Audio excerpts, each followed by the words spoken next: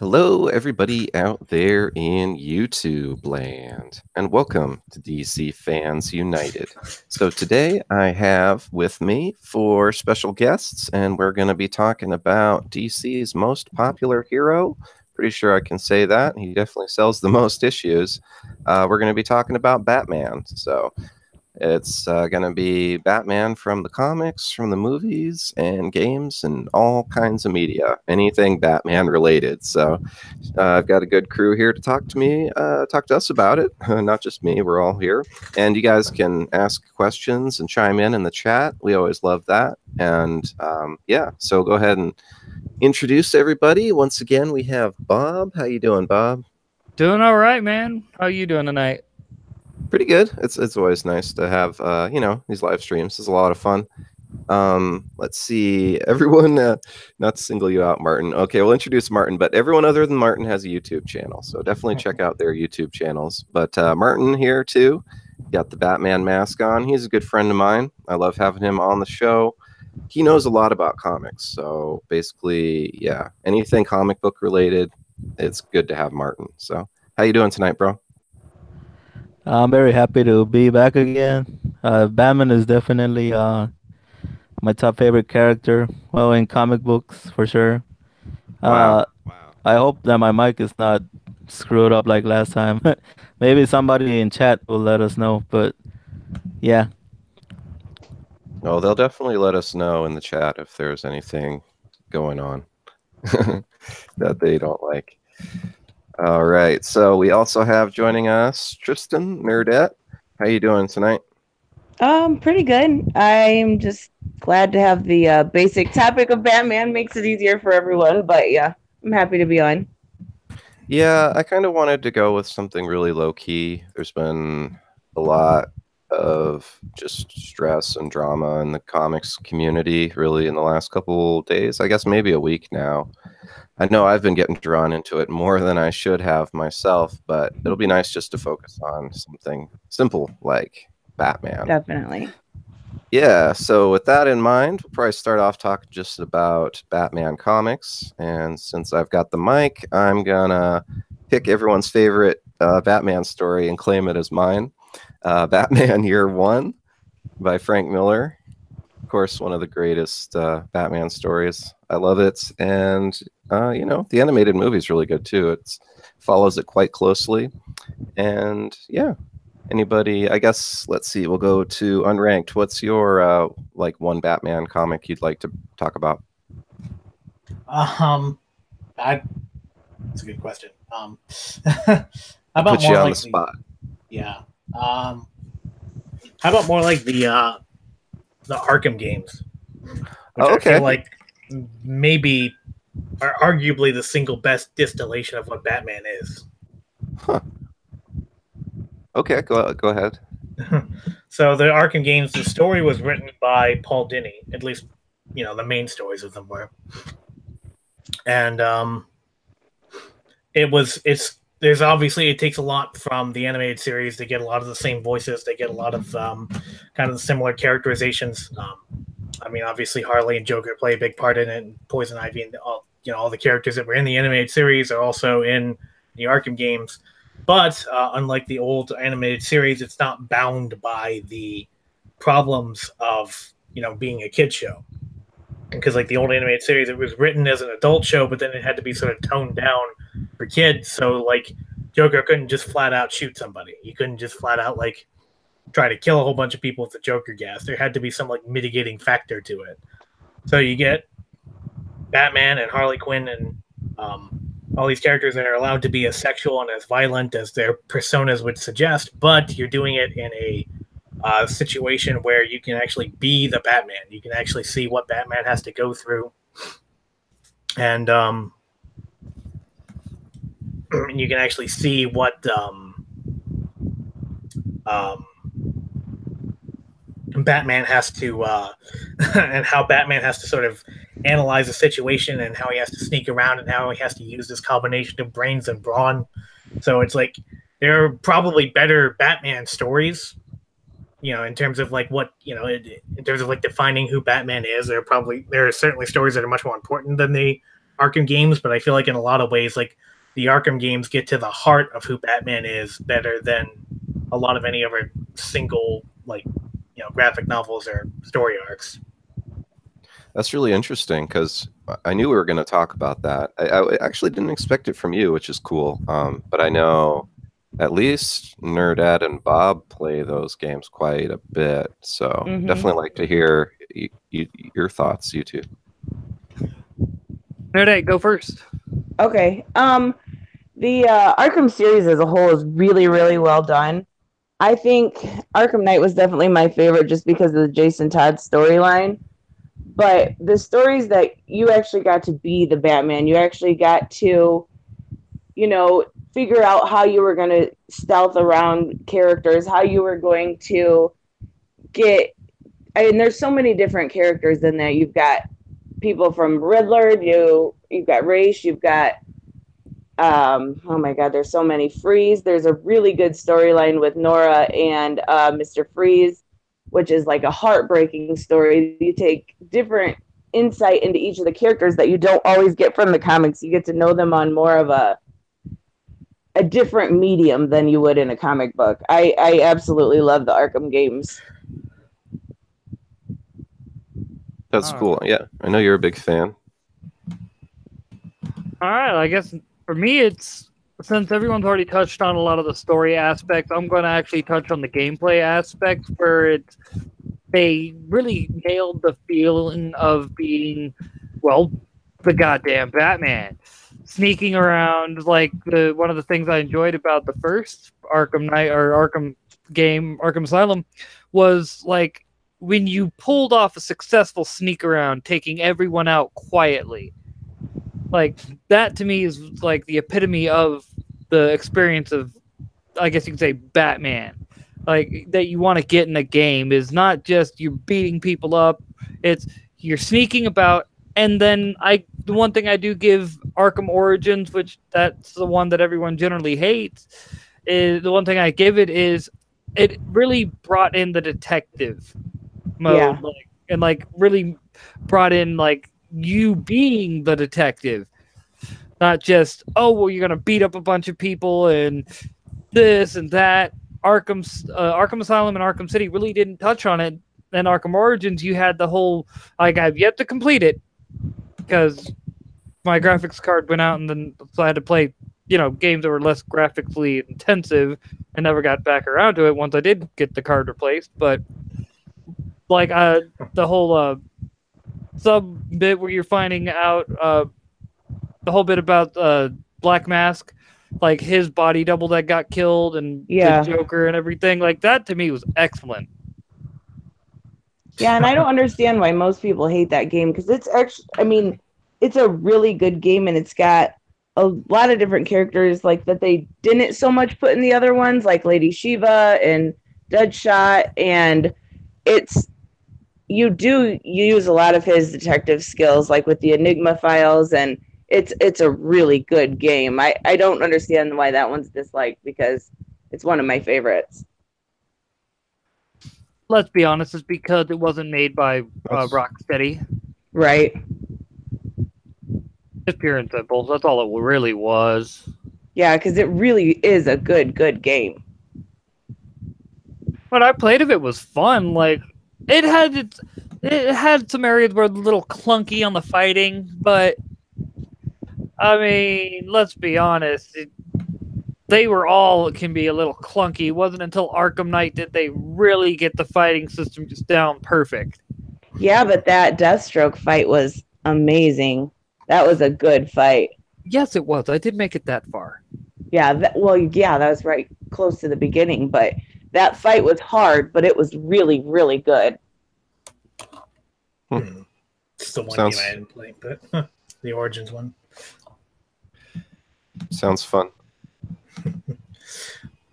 It's kind of weird when a project like that comes along, like the video games or the movies, because they always take a lot from different sources. Like you can see, like the Tim Burton movies, they took a lot from the old Batman stories from the late 30s and 40s, and the newer Christian Bale movies. Those took a lot from more like the mid to late 80s Batman. And it seems like Arkham Knight, it kind of distilled, and the whole Arkham series, it kind of distilled like almost every version of Batman. There were times when it was like the really gritty kind of long Halloween Batman, and then there were times it was just silly, like when you're fighting the Mad Hatter in this, in this like weird drug-induced Wonderland type of thing. So it like kind of covered, in a way, it kind of covered almost every era of Batman. Yeah, I can see that. I personally enjoyed doing the Mad Hatter bits because it was unique, and it's something that Mad Hatter would do. If he got a hold of Batman, he would try to control his mind. Have you done the VR version? No, I haven't. My graphics card is like just barely out of date. That VR version is something completely.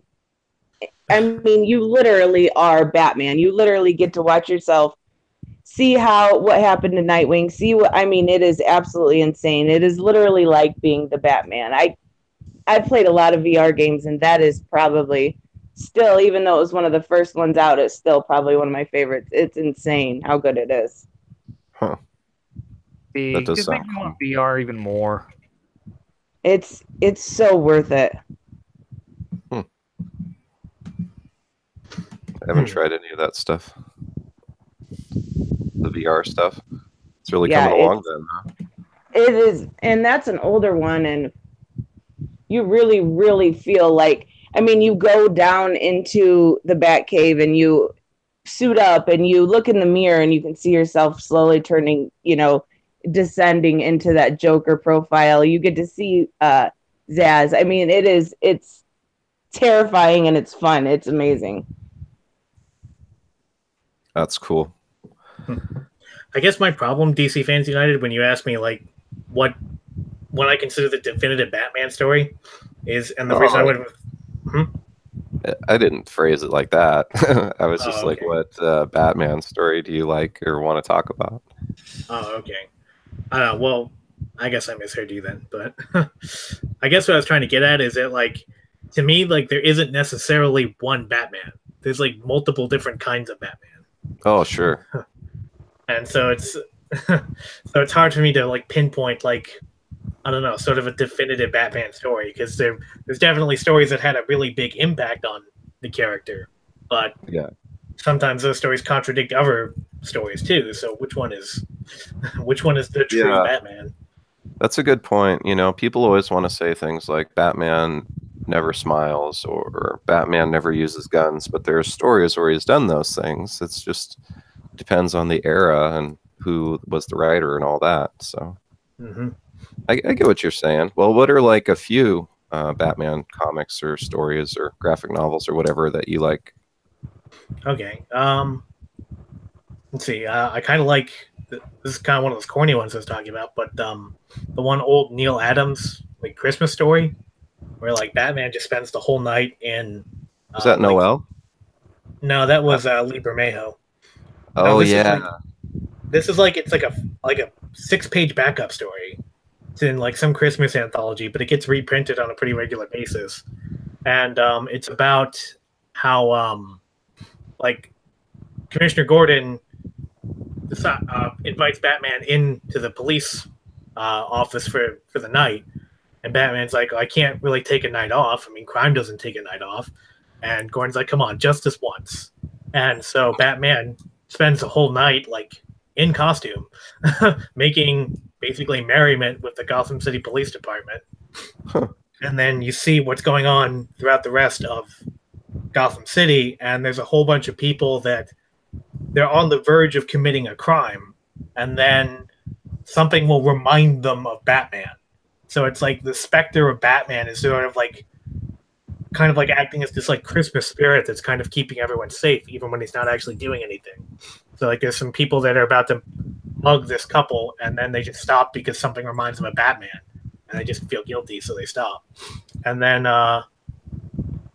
some kids are about to steal something, and then they don't. And some kids decide to do something like nice for some people because they get reminded of Batman. So it shows like the effect that Batman has on Gotham City, even when he's not doing anything. and it's like this oddly like uplifting story, which is not the sort of story you think of when you think of a Batman story. You think of like gritty and violent and that sort of thing. But this one is actually like kind of happy and positive. That's awesome. That sounds really cool. They got reprinted in the recent DC Holiday Special, which is pretty disappointing because of the just how like depressing it was. Like every single person that wrote it, I think, was like so crushed by Trump winning the election that they couldn't write a positive Christmas story. And then at the very end of it, they reprint that older one, and it just outshines every other story in that anthology. Yeah, sometimes that happens with comics. They'll reprint an old story and it'll be at the end, and you're just like, oh, this is so much better. Like I have the I don't know if you remember those Jack Kirby 100-page specials they were doing, I think last year. They had, they had the Dark Side one and a whole bunch of them. But anyways, I got the one for Dark Side, and the story in the front is just trash. But then at the end, there's like 3 Jack Kirby stories that were reprinted, and you're just like, yes, this is so much better. But it's weird. It's like getting a splash of water in the face or something, right? Like you read this crappy news story, and then you're like, oh, a Jack Kirby story? Okay, this is actually worth the money then. Yeah, I remember that with a woke black girl gets one over on Dark Side. Yeah, I mean, it wasn't even about race or anything. It was just stupid that a normal, like, subservient person on Apocalypse could do anything to Darkseid, and she just made him into a total chump. It was stupid. Like, I actually did a review on that comic, and I did not like it. But the stories at the end were really cool. Like there was a reprint of Forever People, one of those stories, and it was really cool. Like, comics can just be short little fun stories like the one you're describing. That's awesome. But this one was like that, and it was just some bad guys like minions of Darkseid smuggled a big cannon onto New Genesis, and they were going to use it to shoot down a floating city. And a couple of the Forever People, it was Bear, and I forget that guy that looks like a cowboy. But anyway, they stop them, and it's just like a short little story about that. So, I don't know. Fun and simple. But we haven't heard from Martin for a while. So, you want to weigh in on the comics front of Batman? Oh, I certainly like Frank Miller's Year One. Yeah. It'll probably. I still think it's my top favorite of all. But I look at all of my graphic novels and my omnibus. I definitely got way too many Batman books, and I haven't even read like most of them yet. I mean, there's so many great stories. It's like on Rank said. It all comes down to the writer, pretty much the writer and the artist, because it's their own version. You definitely can tell Grant Morrison does not have the same ideals as Scott Snyder when it comes to Batman, and you can also certainly tell Neil Gaiman, even though Neil Gaiman only wrote, I think, one short story. Well, I could be wrong. He probably wrote a few other Batman stories, but just that one single story that Neil Gaiman wrote is like beyond amazing. It's way better than a lot of the Batman comics that have been out for like the last 3 decades, in my opinion. There's too much. There's way too much Batman stuff. You got David Finch. You got who else? Doug Mank or Munch, and Kelly Jones Batman.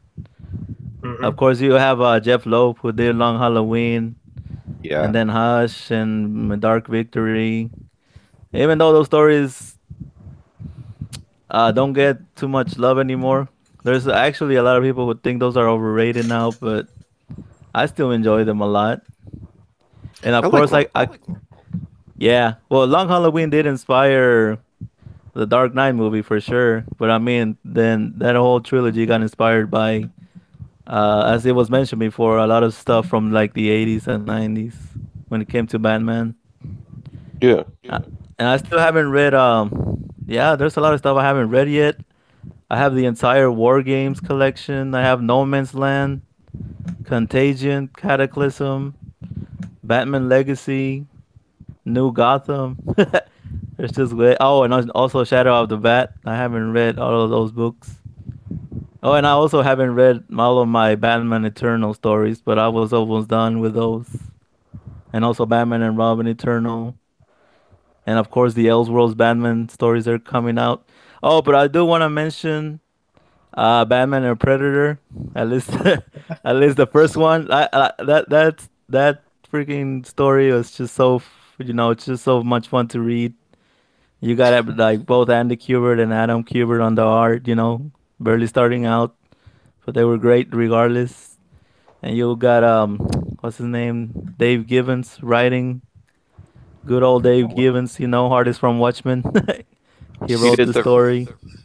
Oh wow. Yeah, it's not a good.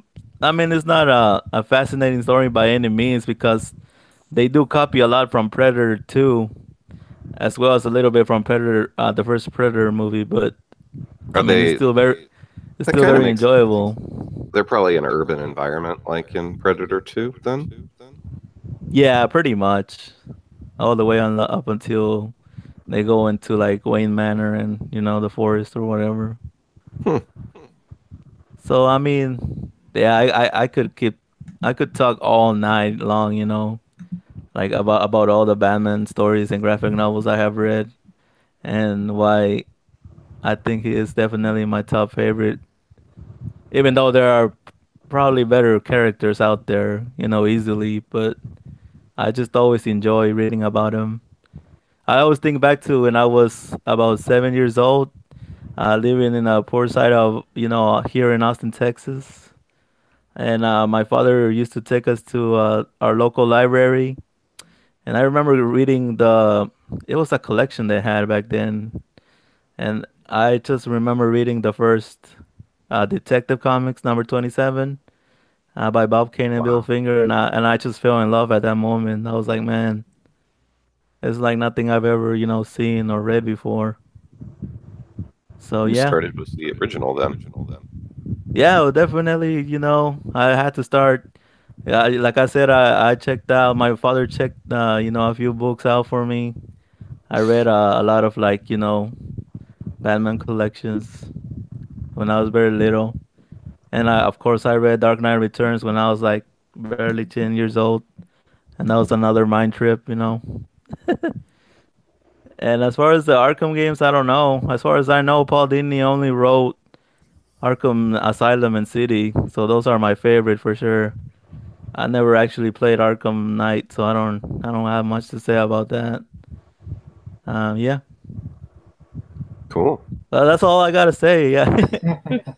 For sure. Well, yeah, that's all of my input. I don't want to bore anybody. Yeah, I really like to talk about Batman a lot. Oh, that's why you're here. Right? We'll definitely come back to you though. Did you have I any books you'd want to bring up, Bob? Oh, dude, so many. Do So many. it. Let's Do see. it. You have the Nightfall series, like the complete series, Oh, like yeah. starting with like Nightfall, all the way through where getting his back broken to getting it healed.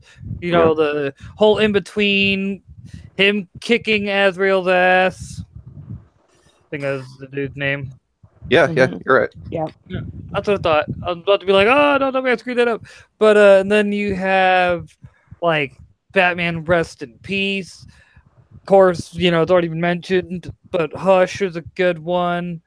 I mean, just Death in the Family.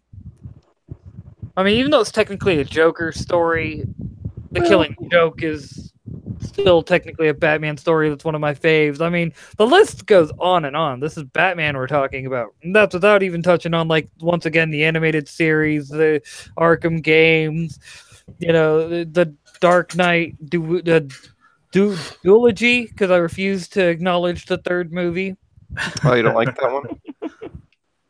Nope, I'm probably one of the few people that doesn't like Okay, I think it's the least popular of the three. I'm pretty sure, but yeah, why don't you like it?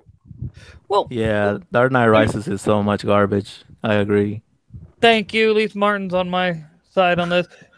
But well, first off, let's talk about Christopher Nolan. All right, he couldn't check his ego long enough to just admit, okay, Batman's bigger than me. No, he had to sit there and be all like, no, I'm bigger than Batman. I know what's good for Batman. If Batman or if Superman exists, Batman can't exist, even though the whole point of Batman is he's the literal mortal that can take down gods like they're nothing. And yet, Christopher Nolan knows best. Yeah, go fuck yourself, Nolan. And then the third one where he's just like, instead of giving us proper Bane, we got half a Bane. And then we couldn't even get a proper South American Bane. We got Tom Hardy. Love Tom Hardy as an actor. Not the right choice for Bane.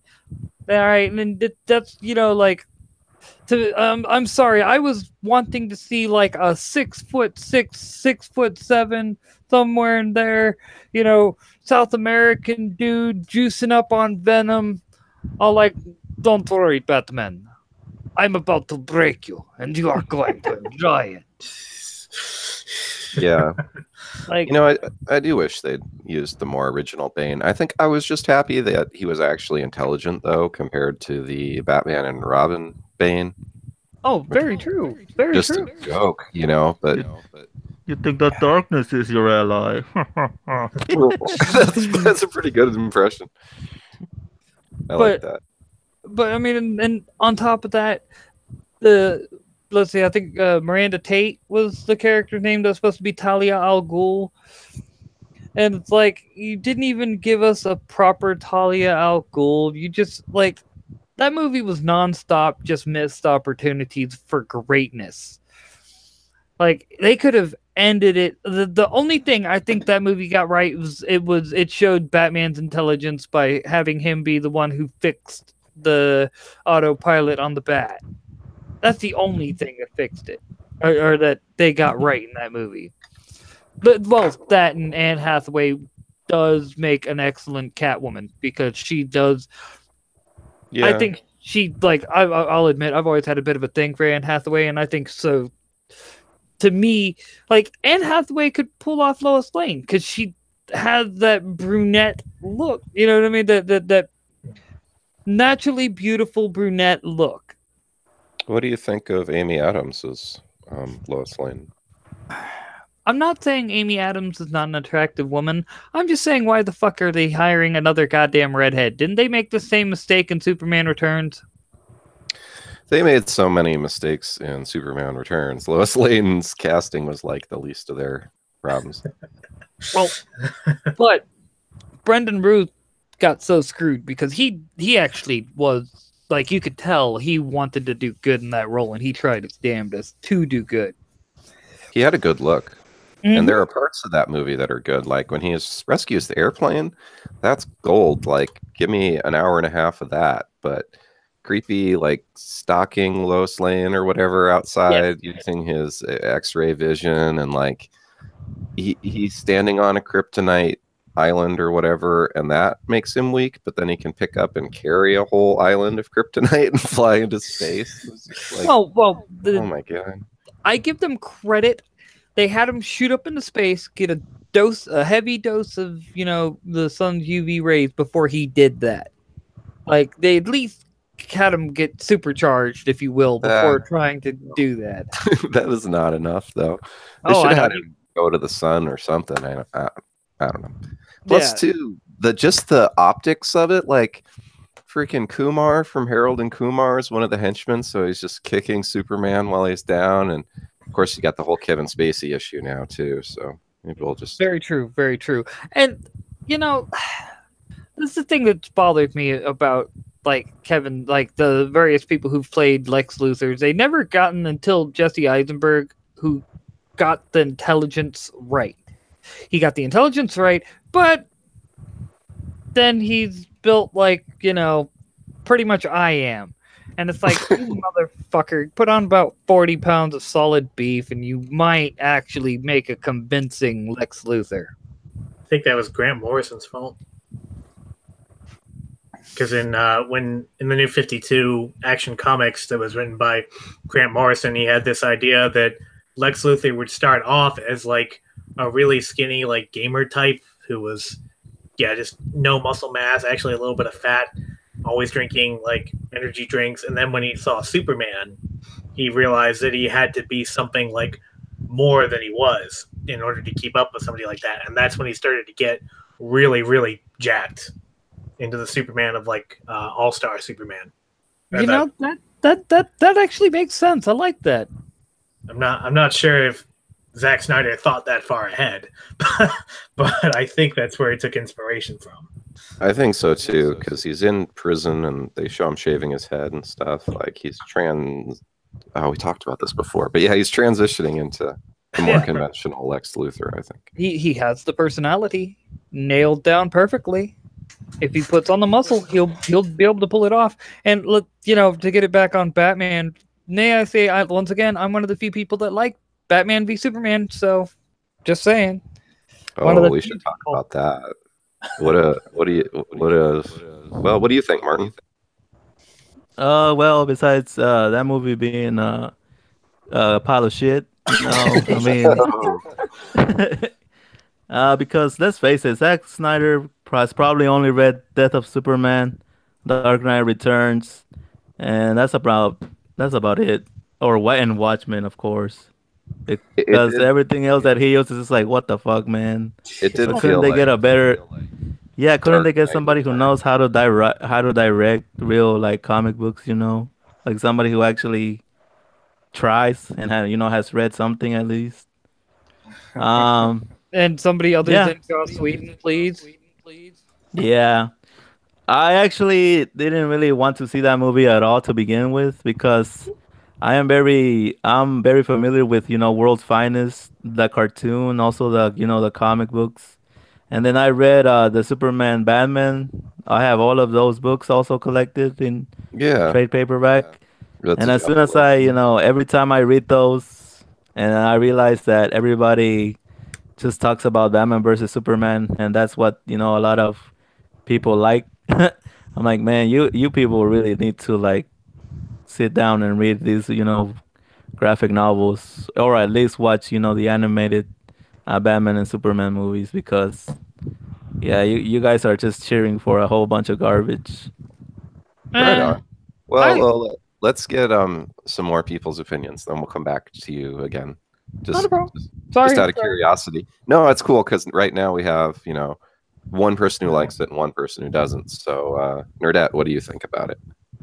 I'm about 50-50. I'm not a tiebreaker. It was I guess it was more bad than it was good. It was one of those movies that I ultimate cut, right? Or the director's cut? Yes. Okay. I just don't think that they showed Batman in such a violent form that I don't think that was exactly how he should have been portrayed, and I just feel like he was portrayed as I mean, I know there's different variations, different versions of him. I just feel like he was portrayed. I mean, Ben Affleck had like the moody Playboy-esque going on, but that's about all he had for him. I just don't think he did a good job being Batman. I don't think he did a good job portraying him as a character he's portrayed in the comic books most of the time. He did a good Bruce Wayne then, you think, or no? Yeah, I mean, he had that like moody, grumpy, dark Batman-esque character going, but he didn't have everything it takes to me. I guess it was probably more of the directing's fault than it was, specifically him, the writing. Okay. So basically 2 against it then. Yeah. Okay. Unranked, what are you thinking? Yeah, I basically agree with Nerdette. I think if Ben Affleck had been in a different movie altogether, it would have been a different Batman movie. It would have been good because I really liked how much obvious work he put into it. I really like Batman. I really like the version of Bane in Dark Knight Rises for the same reason, just because of like how obviously like jacked Tom Hardy got and how much intensity he put into it. And I kind of feel the same way about Ben Affleck as Batman. It's like he really, at least for that movie, not so much Justice League, but at least for that movie, he really obviously wanted to make it work. And then the story itself, though, is just so muddled, and it just does a disservice to both characters. I mean, it makes Superman look like this, like really kind of scary and off-putting, like alien monster almost, and then it makes Batman look like this violent psychopath. It's like I'm not sure that Zack Snyder 100% understands either character, and just the fact that they're introduced, like this is only the second movie of this supposedly big franchise, and they're introduced fighting each other rather than teaming up, which, like Martin said, that's what the world's finest animated series movie was about. Like there was some initial tension between the two, but they always like end up becoming friends, whereas in this one they hate each other for 98% of the movie. Yeah. Even So in the just- new 52 Justice League, they do that bit where they fight kind of for a little bit, like Hal Jordan and Batman fight Superman for like 10 minutes, and then they're like, okay, let's just be friends. Yeah, and how John Byrne did it in his original Man of Steel story was probably a lot better. Where what was it? Batman or Superman goes to Gotham, and all he knows about Batman is that Batman is a dangerous vigilante, but Batman is like an urban legend. People don't really know that much about him. And Batman says, I need your help with this thing, and if you don't help me, I'm going to blow up a random citizen with a bomb that I have placed on them. And Superman is like, are you kidding me? And he's like, I know you can tell if I'm lying or not. So Superman helps him with this thing. I don't remember what the thing is, but it ends up being like a worthy cause. And then they finally finish it, and Superman's like, you have to disarm that bomb. You know that, right? And Batman's like, oh yeah, here you go. So he takes the bomb off of his utility belt. And it's like, if Superman hadn't helped, then he would have blown himself up. And since he hadn't done anything wrong, then he was an innocent citizen. That's awesome. What's that from? It's John Byrne's original Man of Steel series geez. Yeah. that he did after Crisis on Infinite Earths. Yeah. Yeah. It was from the 80s, but it was like 87 or something. They always show the cover of the Man of Steel where he's taken off from the farm. That series? Okay. Yeah, I think that's issue 3 or 4. Wow. Okay, cool. That's really neat. But do they find out that their moms are Martha? Yeah, that's in there too. That's in the John Byrne Man of Steel series. I like the movies, but Why I did you can't. say that name? No, do it right. Why did you say that name? Why? And then Lois is like, that's his mommy's name. I didn't even mind that part. It was just like the overall way that the two were characterized that bothered me. Well, and don't get me wrong. I'll be the first one to admit it. We did kind of get robbed of the one moment I really wish we didn't get robbed of, which is the speech from Dark Knight Returns, where he really says to him, he's like, I could have, gone with the stronger binding agent, better mix, but I didn't. I just wanted you to understand that I was the one guy that beat you, the one human that beat you. And he's just like, yeah. But even then, that was like them based on them having this long running friendship. Whereas in Batman vs Superman, they just hate each other. Very true. But y'all don't have to like it. Y'all don't have to like it. I'm just saying I like it. It's got cool moments. What are some things about it that you like? Like, why do you like it? I like it, one, because I thought they did a really good Frank Miller Batman. I like the fact that they tried something different. Like, to me, that was the big thing. They tried something different. They didn't try to mimic the old Christopher Reeve Superman movies. They tried to do their own thing. And they also... It was a nice counterbalance to the bright and shininess of the Marvel movie. It was... Because, let's be honest, DC's kind of dark. Like, my biggest problem... And they didn't do, which was one of my biggest complaints about DC for the longest times, where the characters felt a lot of times like caricatures,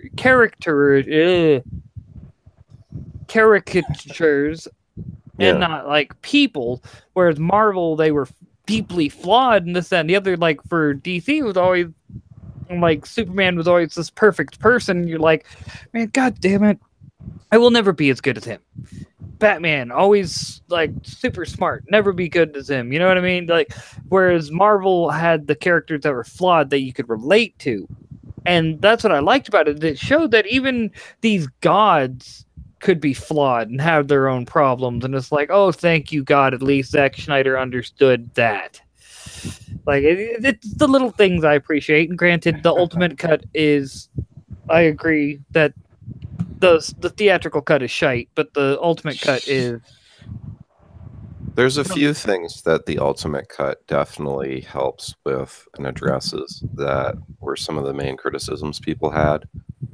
Like how they explain that the wheelchair bomb was lined with lead, and that's why Superman didn't see it. Mm-hmm. Which, to be honest, I don't think he goes around with his X-ray vision on just everything anyway, but I did see that criticism quite a bit, that, well, there's a bomb, Superman should know. And it's like, well, maybe, you know. So they did go in and explain that, and they kind of fleshed out Lois Lane a little bit more. And they showed Superman actually kind of sticking around and helping after the Capitol blows up instead of just flying off. Like, fuck you guys. Fuck you guys, I'm going home. Yeah, like the theatrical cut almost made it look like he did it. Like he wouldn't just take off like that. So I don't know. It was hard for me. Like I wanted to love that movie so much. Like we went there on opening night. You know, it's like a 60-mile drive to this other city that has all the theaters, and we're waiting in line forever. And people were in cosplay and everything. And you know, I watched it, and I don't know. It's weird. Like I'm still conflicted about how I feel about it, but I just know while I was watching it, I kept having like a sinking feeling in my stomach. Like, oh no. Oh, this isn't right. You know, like they killed Jimmy Olsen like right out the gate. You talk about whether or not Zack Snyder understands Superman. I don't think he does, simply because he threw away Superman's pal just like nothing. Well, and you look at the credits at the end, and it's credited, that actor is Jimmy Olsen. He wasn't just like a random reporter. Well, the way I would move around that is he was a Jimmy Olsen, but he's not the Jimmy Olsen. The credentials they use Jimmy Olsen's credentials, but like, and being the fact that he's CIA, he's not going to give his real name anyway, so it makes sense that. But the character at the end, like in the credits, it says the actor, and then the character's name is Jimmy Olsen. So I mean, they killed Jimmy Olsen. That was the only name they gave, was Jimmy Olsen, so it makes sense. But you could easily be like, wait, you could have a dude introduce himself as Jimmy Olsen. Lois Lane give him a mortified look. He's like, what? Like, in the theatrical cut, they don't even say his name. That's why I had to watch the credits to make sure, because I assumed it was him.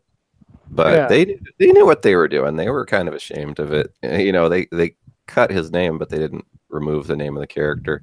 To me, that was definitely a low point, though. And it was kind of coming back, and then they just kill Superman for, like, no reason, honestly. It's like, okay. You know, I kind of agree with Martin on that. It's like Death of Superman and Dark Knight Returns were just kind of smashed together. I'm like, there's a movie. Not to be 100% critical of it, though. It's just, it wasn't what I expected. Some of it was good, though, like Wonder Woman, of course. She was all right, yeah. And that's another thing. Best part of the movie. Yeah. And thank you for reminding me of that, because that's one of the things that I think that's the biggest reason why I do like that movie so much, is because it gave us the first live action on screen shot of the Holy Trinity. Yeah, true. This is true, yeah. Yeah, that's true. They had not ever been in a movie together before, which is kind of crazy if you think about it. I mean, unless you're talking about like the cartoons and stuff, but yeah. Yeah, live action and on the big screen. One thing, if I can cut in real quick. Yeah, sure. I do want to say that it's not.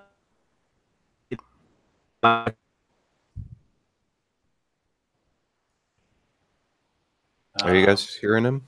Nope. Okay, Not even a little bit. I'm sorry, we're not hearing you, Martin. Oh no. Now we got you. You still there? And I actually want to see it. Oh, And We and didn't hear I what do. you just said. Yeah, we weren't hearing you. You might have to start over. You Oh, broke up when you just as you started, basically. oh, can y'all hear me now or no? Yeah. Oh yeah. Yep. Oh, I was just saying that Ben Affleck, sure he's been in a few really terrible movies like Daredevil, and of course, Batman versus Superman. But like who was it on Reg mentioned earlier? He definitely could have been in like in a Batman story. Not exactly Dark Knight Returns, but with Batman, being older and having all this experience and yeah, but definitely I think Ben Affleck and Henry Cavill, they deserve way better movies than they got. And I mean that's Hollywood and that's Warner Brothers. What are you gonna do to them? They're the ones who like run things. But definitely for me, I would say that as far as Bruce Wayne, I think Christian Bale did the best. He is the best embodiment as far as like live action movies are concerned. And for me, Michael Keaton is just always gonna be the best Batman. And that's just my opinion. That's all I wanted to say. Yeah, the original. Well, I guess not really the original, but the Michael Keaton Batman. It's kind of what I grew up with too. So Oh yeah, I'd and always. there's the push to have him do a proper Dark Knight Returns Batman movie, which I'm all for. Let Michael Keaton returning as Batman to do that. Let him get bulked up and everything. Yeah. Put That'd that be muscle cool. back on. Yeah, fun. And let's be honest, he was the only thing that made Homecoming worth watching. I'm just saying, just saying. He was definitely, the best part of that movie. I just skipped Homecoming altogether. I watched Infinity War, but I was like, nah, Spider Boy. I don't know. A lot of people don't like it. There's elements of it that are very much like a Disney movie, but I think that there's also a lot of elements to it that are pretty cool. So I don't Wait, know. which one? The Homecoming or Infinity War? Homecoming, Okay, like a Disney Channel original movie. There are some parts of it that are kind of like that, but there are, I don't know. It doesn't help. Help that I've never been like the biggest Spider-Man fan, so I'm not like as emotionally invested in seeing like the true Peter Parker, which I guess real Spider-Man fans are still waiting for. But I don't know. I thought that it had a lot of highlights to it. Even It if wasn't they were, bad at all. yeah. I'm sorry, but if I wanted to watch 2 hours of cringe, I would just videotape myself going about my day and rewatch it. That's the best. It's true, though. I mean, It wasn't that bad. It wasn't great, but it wasn't that bad. It okay. was definitely centered towards kids. All I gotta say is, when he is so awkward, it makes people who are awkward cringe. That to me is like, okay, Peter Parker was never that awkward. Like, oh my god, he makes me look like a social savant. I guess I didn't even notice that. Well, that could just be because I'm awkward. I don't know. Maybe you're actually a Spider Woman, I guess. Maybe. Could be. There's a lot of Spider people I don't even know anymore. Characters. Yeah, tons of them. Spider Woman, Spider Gwen. Isn't there Silk something? Silk Spider? Silk Spectre? Something like that, yeah. Just Silk, yeah. Just Silk? Oh, I would have called her Silk Spectre or something. That would be cooler. Silk Spectre's from Watchmen. So. Yeah. Oh, man, that's why. where you heard that. Okay, that's why it sounds so cool. But For sure. no, I'm sorry though. Michael Keaton could not save that movie. He may have made the Tim Burton Batman's awesome, but he could not save Homecoming. And he was a good Vulture. He was a damn good Vulture. He was a good Vulture. He did a pretty good job with what he had to work with. Yeah, that's kind of a goofy character. It sounds like he pulled it off pretty well, though. That's really kind of did. the problem with a lot of Spider-Man villains is they're kind of goofy. Like you got a guy that's like a rhinoceros, and I don't know. There's a whole bunch of like the lizard guy and all this stuff. okay, the Amazing Spider-Man did a great job. They really did. It was the second one where they just had they Killed just Gwen. stuck. Well, had they just stuck to doing the Green Goblin and the death of Gwen Stacy, not Yep. tried to bring in Electro and everything, they would have been fine. And that horrible rendition of Harry. Oh God, it's like, oh look, hey kids, we're gonna go with, instead of giving you a good Harry Osborn, we're going to give you Emo Born. Mm-hmm. It's absolutely awful.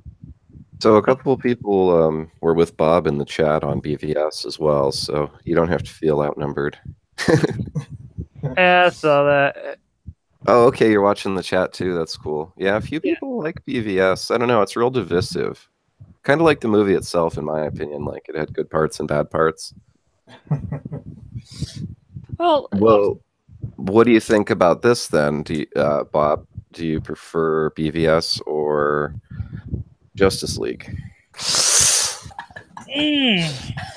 Right? Okay. Now, is the opportunity to have a Schneider cut on the table? Or No. Never Come gonna on. be a Snyder We're Cut. living in reality. Okay, so then I have to go with BVS because, like, don't get me wrong. Don't get me wrong. I like a lot of parts of Justice League, and I really do like Justice League. I do, but BVS is still a better movie just because of the fact that there are some points in the Justice League movie where I'm just like, how can you fuck this up? You had you had DC fans clamoring about this for years. We were finally getting a live action Justice League movie and not a shitty made for TV version either. And you made too many flubs. Too many flubs. What who said it was a good idea to make the Flash so socially it's like they didn't learn from Homecoming. They're like, people liked how Peter Parker was in Homecoming. Sure they did. Let's do that with our Flash. Yeah, I'm thinking studio interference on that again. Like you got to make it funny. People aren't laughing. Well, go ahead. Well, and of all the characters, he was the one that felt the most like a Joss Whedon character. Mhm. So it may specifically be Joss Whedon's fault in that one. Yeah. Well, like I've so like there's a lot of points where I love like may I say Ray Fisher? I think that's the actor. Cyborg. Yeah. May I say he looks fucking weird as shit to me because he looks exactly like Cyborg. Like I swear they just pulled him out of the comics. And so, like, he just, to me, will never look... He doesn't look like he belongs in the third dimension. He looks like he belongs in a comic book. Just because of how much like Cyborg he looks. It's scary. Yeah. Yeah, absolutely. I mean, really, the casting wasn't the problem. That's one thing Zack Snyder's really good at, I do think, is casting. Like, Watchmen, everybody looks like their character, you know? And, it's like, well, I guess he didn't cast Henry Cavill, did he? But... I mean, he was stuck with him essentially, but all the casting I think is pretty spot on for the most part. I mean, Lex Luthor, I don't know, that's a whole can of worms. But for the most part, like Cyborg and stuff, the only thing is the CGI. Like his CGI is better in BVS than it is in Justice League, right? Cyborg? Yeah, I think so. I think so, yeah. And it kind of sucks because he's like 95% CGI. Like you just see his face. So I don't know. He is a really good actor, though. He's one of the ones that kind of got shafted. Like they cut a lot of his scenes. He still did an amazing job, though. And yeah, I'm not going to complain there. I'm really not. Well, they were talking about a Cyborg movie in 2020, like before Justice League came out. So if these upcoming ones do good, you know, you might get a Cyborg movie. Right? And may I say, Shazam, dude. That movie's going to be awesome. Oh yeah, Oh for sure. yeah. I mean, yeah. I mean, I'm thinking Aquaman and Shazam both look really good. Mhm. I wish, might have been Unranked who said it. It was one of you guys though said that BVS kind of came too soon. It was like the second movie. I kind of wish Aquaman and Wonder Woman and Gave Shazam and them their everything, origins. yeah, had come out first. They'd kind of gone more with the Marvel formula of a bunch of solo movies and then your team up movie. Like I would have done, all these solo movies and then Justice League and then BVS wouldn't have even come out yet. That'd be in like 2022 or something. Mm-hmm. As the capper, like, oh, the Justice League is in disarray. Batman and Superman are turned against each other.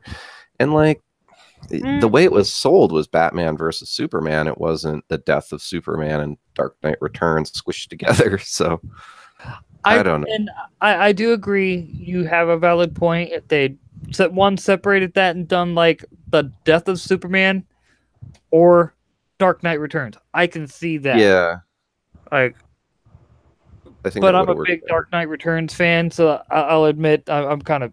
I think that's it's clouding my judgment. Yes. I cannot speak on BVS because I'm a Dark Knight Returns fan and it clouds my judgment. We'll go with that. Yeah. Well, I don't know. I can see both sides of it, but yeah, I guess it's not a perfect movie by any means. But I did like Watchmen. What do you guys think about Watchmen? Good movie. Yeah. If I remember right, I got it over there on my DVDs. Oh, speaking of, Martin mentioned the Daredevil movie earlier. Yep. And how horrible it was. I'm going to mention to him, like I say to everyone, watch the director's cut. The director's cut fixes all the problems. The director's cut is pretty much everything that the director wanted to do, but the studio told him not to. Isn't the director's cut like 4 hours long, though? I'm not sure. Because there's a version where they added in all the scenes that they cut. And then there's another version where not only did they add all the scenes that they cut, but they also added the Tales of the Black Freighter comic, which was narrated by Leonidas. Oh, you're talking about Watchmen. Watchmen was like 4 or 5 hours. It was really long, the final one. Yeah, that's the one with the Tales of the Black Freighter. Yep. I'm talking about Daredevil. Oh, Daredevil. Oh, okay. Yeah, Daredevil director's cut, amazing. Regular theatrical cut, shite. Yeah, that one I have heard quite a few times, but that it doesn't feel like as much of a music video. Well, yeah, it's once again it's the same thing with what happened to the DC movies and everything. The studio comes in and it's like, oh, we know what we want and we know what'll sell, and then nope, doesn't work. Yeah, I think Suicide Squad's the main victim in that. Well, man, that movie still made a lot of money, but it is such a mess. Like it's 100%. Oh, it's too bad. It's got a lot of good little scenes and stuff, and the casting. If it was done correctly, it could have been really, really well done. But it just felt like there was just too much text, and it was just the Enchantress was just off, and it just wasn't what it could have been. I like once again the director's cut of Suicide Squad, but the theatrical cut I completely agree with you on.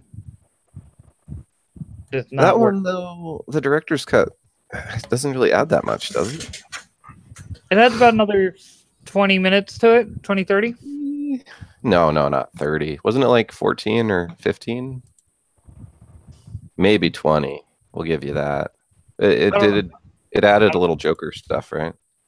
I'm not gonna lie, I don't know because I've only watched the director's cut. Oh, okay. That's the way to do it, honestly. I saw Suicide Squad in the theater though, and then again later on the director's cut. It definitely is an improvement. That's another thing. Like instead of a Suicide Squad movie, I would have called it Batman, whatever, just a Batman movie, and then had Harley and Joker and Deadshot in it, and had them doing stuff, and Batman messes around and fights them. Just be like Batman movie.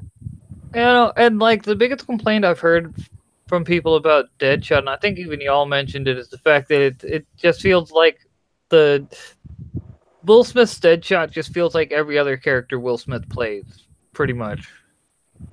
Yeah, but that wasn't a bad thing necessarily. Not saying it Yeah, wasn't. I I'm thought just he did a saying, good job. He was one of the better characters in it, I thought.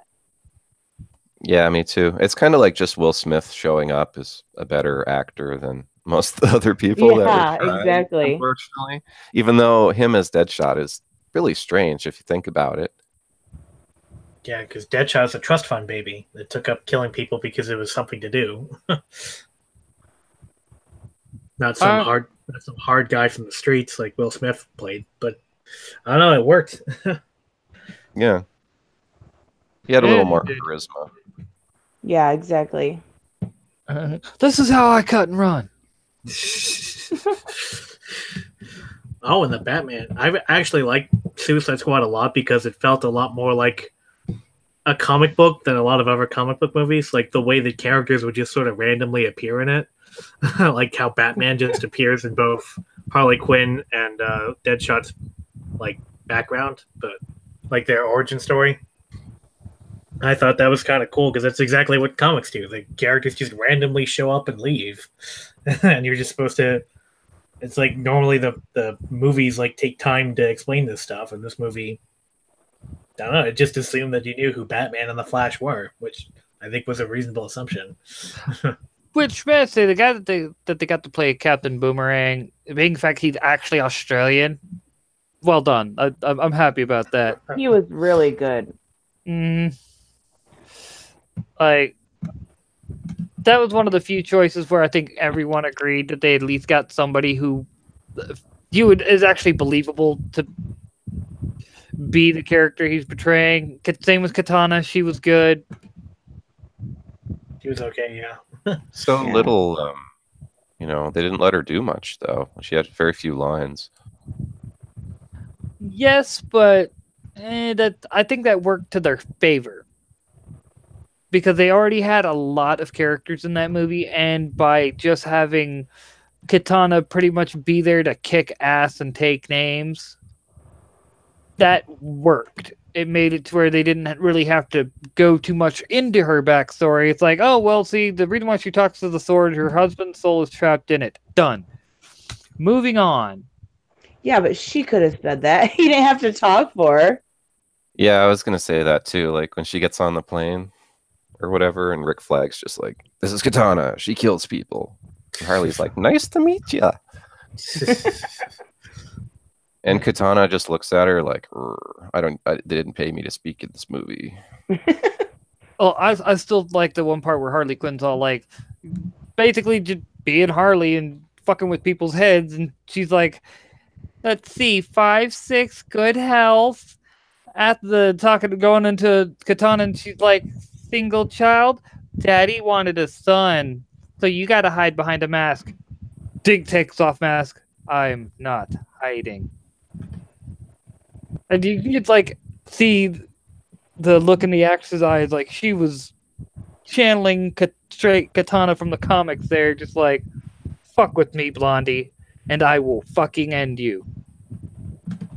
Yeah, the casting was good. I just wish they'd had more Katana. I would have maybe dropped some of the other characters and had her do more. Definitely good thought, not gonna lie. Speaking of Katana, that was a big reason why you wanted to do this, right? Because they're bringing the Outsiders back Yeah, absolutely. That's exactly why. with Brian Edward Hill. Yeah, everyone's favorite comic book writer. Yeah, I'll admit that that's one that I've never been as big a fan of. The Outsiders, I just flat out don't know much about it, other than that it's like a team that Batman put together. Yeah. But yeah, the fact that from what I've seen of Brian Edward Hill on Twitter, it looks like he's got a lot of passion for it.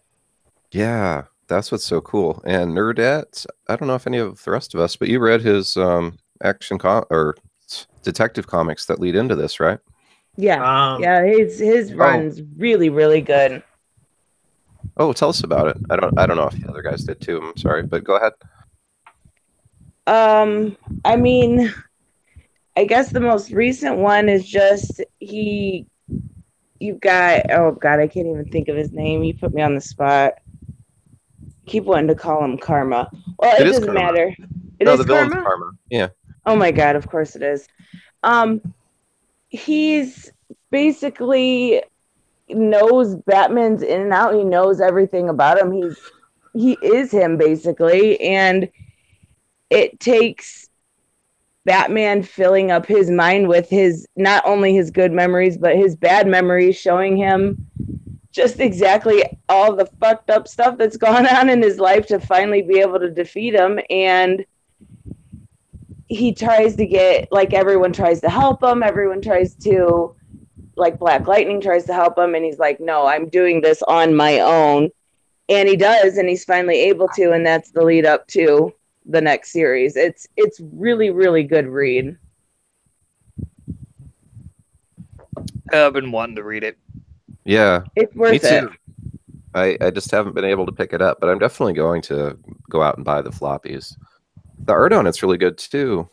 Really, really well done. Like, I like the art is just absolutely, it's just amazing. that's cool. I like how Black Lightning and Batman seem to team up all the time. I don't know. Yeah. I've seen them work together numerous times. Did they do that? I'm sure they did it before that. The one I really remember is the Brian Meltzer Justice League. He and Batman and Karate Kid are fighting. I've seen that same scene like multiple times where Batman and Karate Kid are fighting, and it's going back and forth, and Karate Kid's winning, and then Black Lightning just kind of taps him and shocks him, and then he and Batman take him down together. That's hilarious. Yeah, it's been done. I've seen it in multiple comics. It's weird. Like, it's happened multiple times in the timeline. It's always this thing where Batman and Karate Kid have a hand-to-hand fight, and it's real even, and then slowly Karate Kid's winning, and then Black Lightning will just shock him. I don't know why. I couldn't tell you. I It's just Like- one of those things. Oh, go ahead. I'll just- No, I was just saying it's one of those things, I guess, in comics. Like, you see the same things repeated. Oh, yeah. I don't know, too, if it's like after a big event or something like Flashpoint, and then they just do it again, so you know it's still canon. I don't know. I've seen that fight a few times, though.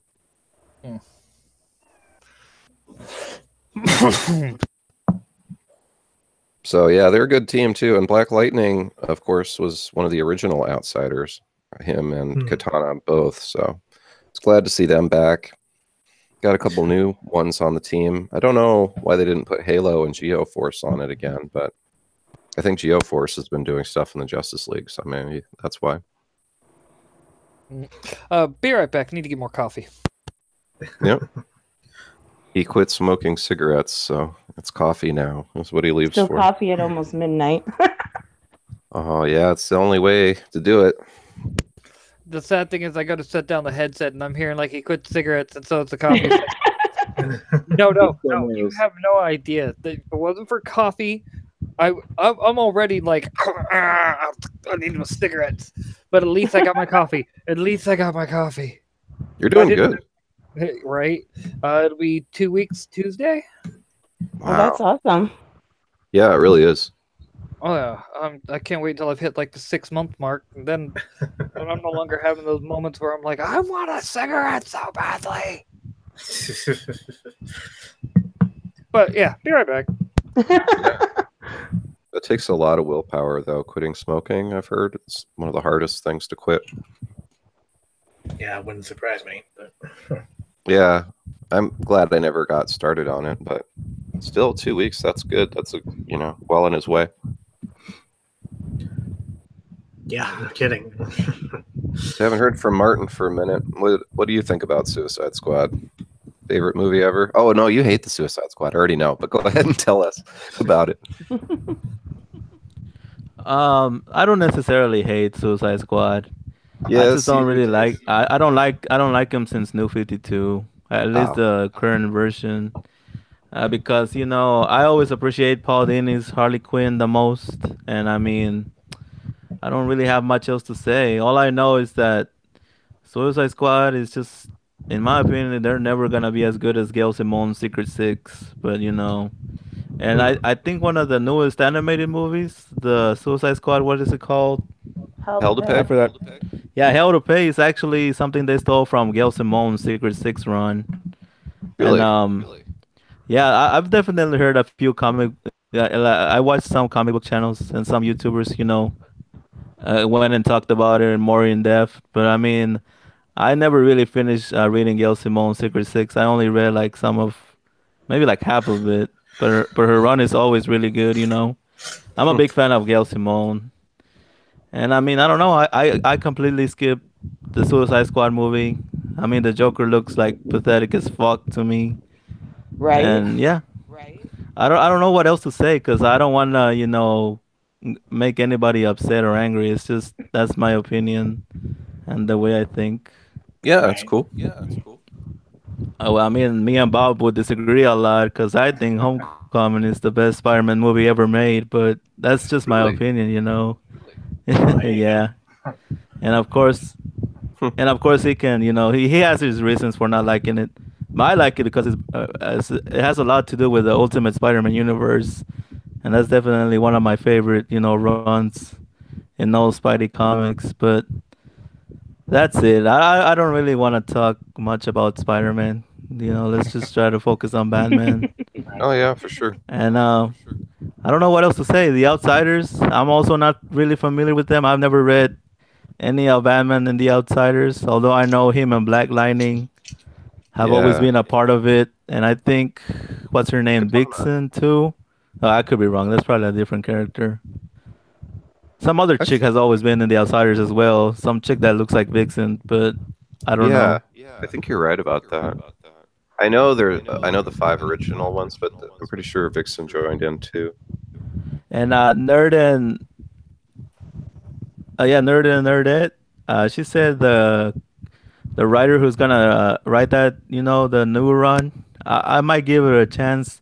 The problem is I haven't really kept up with Batman or pretty much most of the Rebirth titles because I have a lot of old comics to read still. But I do know Superman was really good when Patrick Gleason and Peter J. Tomasi were on it. And I mean Yeah. Tom King, I'm not even crazy about Tom King's Batman. The only reason I buy his books is when David Finch is doing the art, or Joel Jones, or what's his name, Tony S. Daniel is also in it. Those are the Uh, only traits I'm gonna bother buying and reading how because about I cannot stand the Michael Jennings for the life of. I just can't. I try to enjoy his art, but ever since he was around drawing Justice League Dark and then the Grayson comic book, oh I don't yeah. know. I just don't like his style. It's just something about it feels so weird. I don't Everybody's like it. just everybody's just so depressed and like soft and beta. Like Yeah, you, there's just except something. I don't know well, how to like explain it. Like it looks like it's kind of like too the shape of like the way he draws everybody's hips and their faces, and everybody looks so like they're not alive. It's just everything looks so hmm. fake. like they're It's really hard for me to explain. like they're lifeless automatons here to overthrow mankind. Yeah, and the thing is, I was gonna buy the Grayson Omnibus by Tom King and Michael Janning, and just The looking at the new art, I the new just 52 I one? decided that I didn't feel like wasting my money on it. Don't blame That you.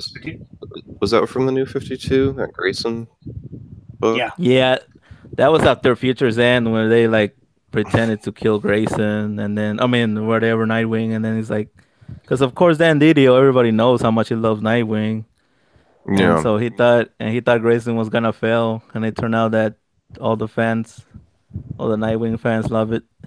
Yeah. Yeah, I could kind of see that because I remember I didn't read Grayson, but I saw a lot of the advertising for it in the new 52 comics.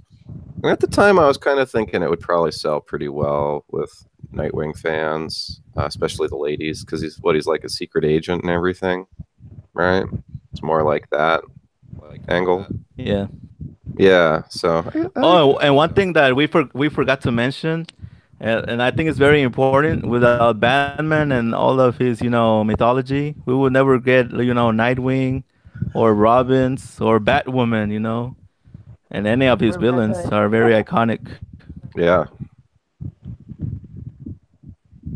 One thing that I actually did like about Suicide Squad Joker with Jared Leto, because almost nobody likes him, and I'm not saying that he's like the best version of Joker, but I do like that he has very, very easy to understand motivations.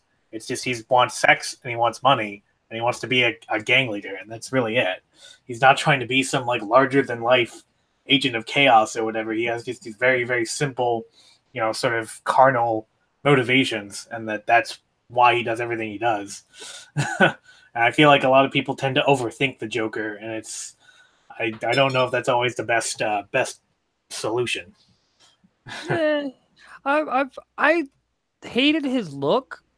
Loved the way he was portrayed. Like, he had the voice, he had the mannerisms and everything. I just hated the fucking look they gave him.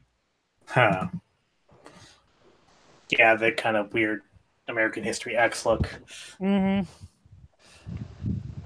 Like, yeah, I'm just going to just kind of go with it. Fuck it, not even going to bother. I'm just glad he got the character right, personality-wise. Yeah, I don't exactly hate Jared Leto at all either. I mean, he's been in some movies that I really like a lot, especially the what is it called? The new Blade Runner 2049. I love Oh, what yeah. he did there. And there's a new movie on Netflix that he also stars in, and I gotta check it out. It's like him dealing with Yakuza or something. I think it's gonna be pretty good. Or it is. And I don't know. I think well, as far as his Joker, I do agree with Bob. It looks fucking retarded. Sorry for saying that word, but I guess they try to combine like Grant Morrison's Joker and just try to give it like some sort of new, I don't know, look. But they failed big time, I guess. Mm. Almost definitely. Sorry, I've been part of how I've been quitting smoking is I've been going to bed earlier. So I'm just like, That works. definitely. So, Nerdette, what is Batman animated movie you like? I'm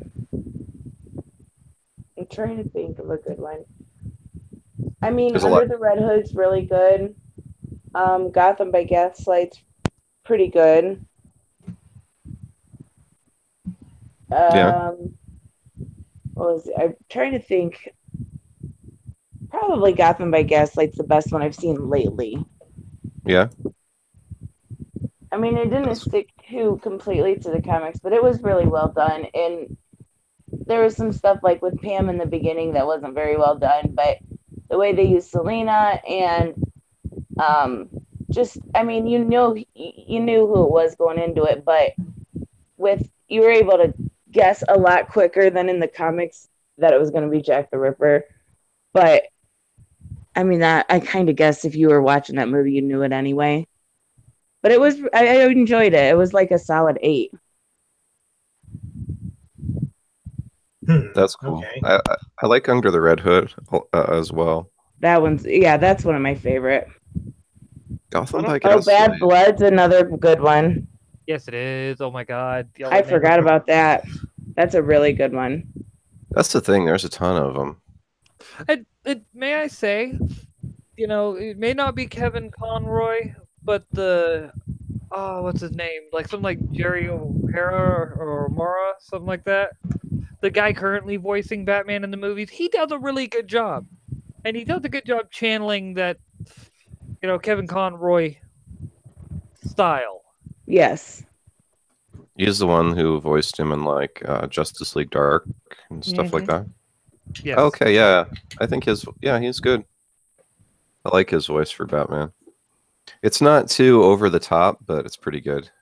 It fits. Mm-hmm. Okay, so let's see. Well, is Batman Bad Blood then your favorite Batman movie, animated one, Bob? Or would you go with a different one? There's so many good ones. Like, I'm gonna have to see the whole Gotham by Gaslight or whatever the name of it is, just because of the fact that now that I've heard that it actually is worth the watch. Yeah, Yeah. it's definitely worth a watch.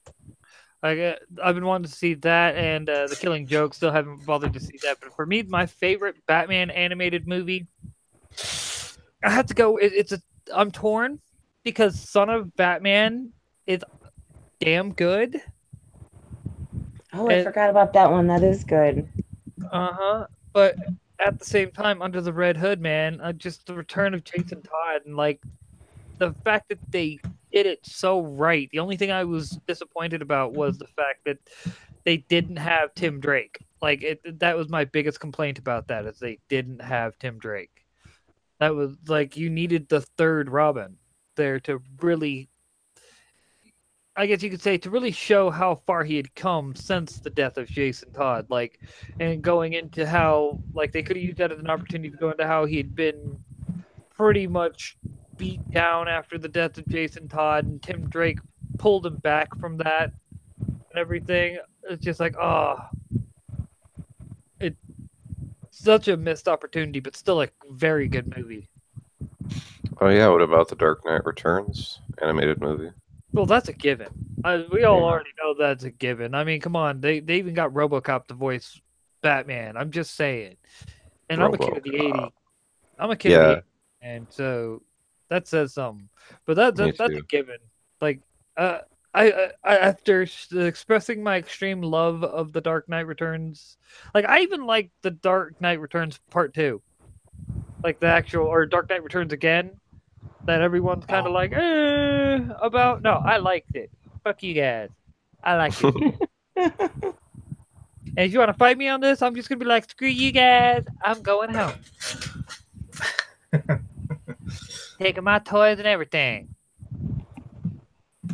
How about you unranked? The animated movie. Probably Mask of the Phantasm, which is kind of like basic. Ooh, good one too. The original, basically. Pretty much, yeah. With the what's her name? Yeah, but whoever, and maybe the best single version of the Joker ever. But actually, that's going back to the thing I was talking about with Jared Leto's version of the Joker. I've never liked the whole thing that Alan Moore put out, that he's just a comedian that had a single bad day. It's like, that really doesn't make any sense to me. And I think there's a reason that Alan Moore in that story gave an out for any other future writer. And in both Mask of the Phantasm and a couple other places, it's been suggested the Joker was just a gangster that basically something happened to him that turned him insane. But it's not like he was right in the head beforehand, which kind of makes more sense given the kinds of things that the Joker actually does. And I can't argue with you on that unranked, because, you know, even got it on DVD. Yeah. Because it's like, in that one, it turns out that the Joker used to be a mob enforcer, and then he underwent the accident and became the Joker. But even before then, he was already a Hood, which is, I mean, it's kind of the original origin, the original Red Hood origin, and it's the origin they went with for the Tim Burton movie. So, kind of makes sense. I prefer the Killing Joke version, just because it's like, it makes him even more sympathetic. Like, he really doesn't know who he is. He's completely forgotten it, and he gets those brief moments where he remembers he wasn't always a psychotic killer. Yeah, I guess that would be kind of harrowing if he had those moments of near lucidity. Like, that's why they've had several comics where they've had the Joker pretty much snap back to sanity and see the monster he'd become, and he's like, oh God, kill me, because if I go back, I won't stop killing. Guess I haven't read those, but... And then Magog comes out of nowhere and blasts him. Oh God. That's it for Joker. Yeah, pretty much. Pretty much. Or evil Superman just punches him right through the chest. Oh, injustice. Yeah. We weren't expecting that, were ya? Bam. It's the way to do it, I guess. Except the Hey, I don't think anyone was expecting that.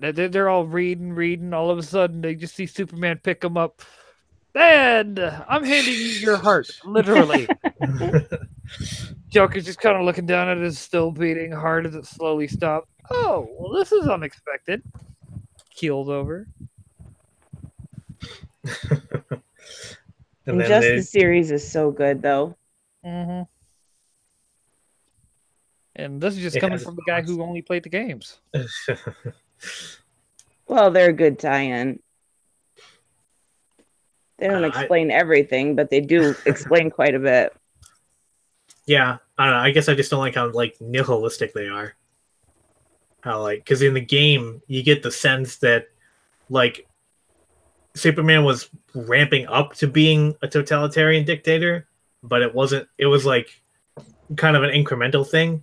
But then in Yeah. the comics, there's no incrementalism about it. He's just like full on taking over the world very quickly and doing a lot of really terrible things in only the first couple of years of his regime being instituted. Whereas in the game, it makes it seem like the worst thing he ever did was killing Captain Marvel. But then in the comics, it turns out he did a whole bunch of really awful things before then. Right. Yeah, but that was a pretty gruesome scene. Well, yeah, no kidding. I bet it was. That's one of those ones that I'll eventually get the trade on and just plow through within a day and be like, oh my god, I feel complete and empty at the same time.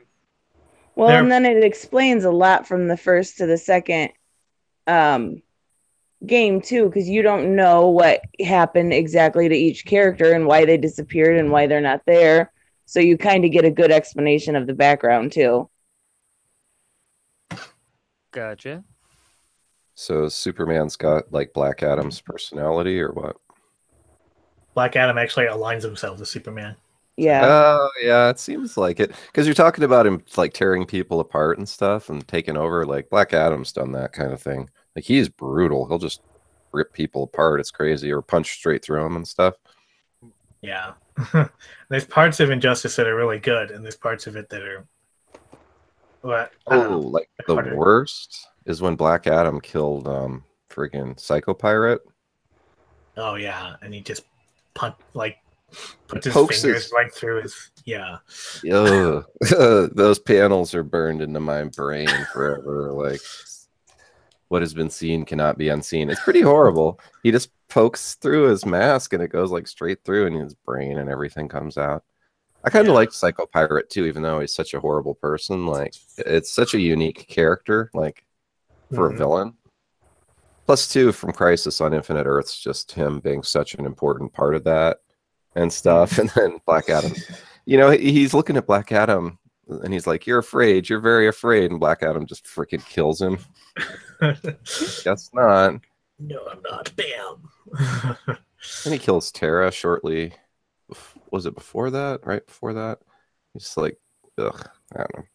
That was that mid to late 2000s when it was just edgy stuff all the time. Kind of like Ultra-violence. Yeah. kind of like the one Marvel story where they just practically killed everyone. Oh, Ultimatum. Yes, thank you. I was trying to remember the name of it. Like, I'm sorry, I didn't even Yeah. read the comic. I just heard some of the things that they or read the Cliff Notes version, and I'm like, oh god, I'm glad I didn't read this comic because I already don't like. No, I don't like slasher flicks. I don't like needless death. It's one of my, I guess you can say, one of my personality traits. Needless, excessive death is like I can sit here and play a video game that has a lot of death and violence and things like that, but it's always for a point. You know what I mean? It's never Mhm. like well, unless it's like Saints Row, but even then, it's still for a point. It's Yeah, see, go ahead. That was when Jeff Loeb, for whatever reason, he was like just going full edgelord, and it just introduced a whole bunch of stupid crap that. Well, I'm talking things like having the whole bit of like squeezing Doctor Strange, like basically like a tube of toothpaste, whatnot, things like that, and it's just like the killing Janet Van Dyne and having uh the Blob Eater and like Yeah. literally yeah. eating. It's like That's really famous. Even I heard about that. That made and, like news Yeah, stories. that's probably the worst panel from that whole thing. Yeah. and I'm sorry. I'm just like you know what? I don't really I'm good. I will never You're read like, that. I'm out. Pretty much. Pretty much. Yeah. I'm sorry. After having a jet, damn near land on you, you kind of don't want to see shit like that. Bromstein Air Show was there. Long story short, Jeez. oh yeah. Is that when those fighter jets crashed? They were doing a trick, threading the needle. The bottom two clipped. One of them crashed like 20, 30 feet from where me and my family was. Oh my god. Mom starts it. Oh my god. Dad finishes. Or mom starts. Oh my. Dad finishes it. God. Both of them hit the deck, covering me and my older sister. Like 67 people were killed in it. Several more injured. It was bad. Jeez. Yeah. There's footage of it. I mean, it was real Holy famous. moly. It was. Mm-hmm. Yeah, you can look it up on whatever YouTube and stuff. Yeah, I actually remember hearing about that at the time. That's nuts. You were there though, huh? That's Uh-huh. thank God you lived, right? Oh yeah. I was like 5. Oh my Yeah. gosh. Like one of the things that still are burned in my brain from that experience is seeing like this German gentleman on the ground, his arms just completely gushing blood, and you see MP trying to with the newspaper trying to get it to stop bleeding and everything for until medics can get there. It was brutal, man. Wow. The fucking damn near crater where the jet was. It was fucking weird. Thank Yeah. God for a child psyche that just buries shit.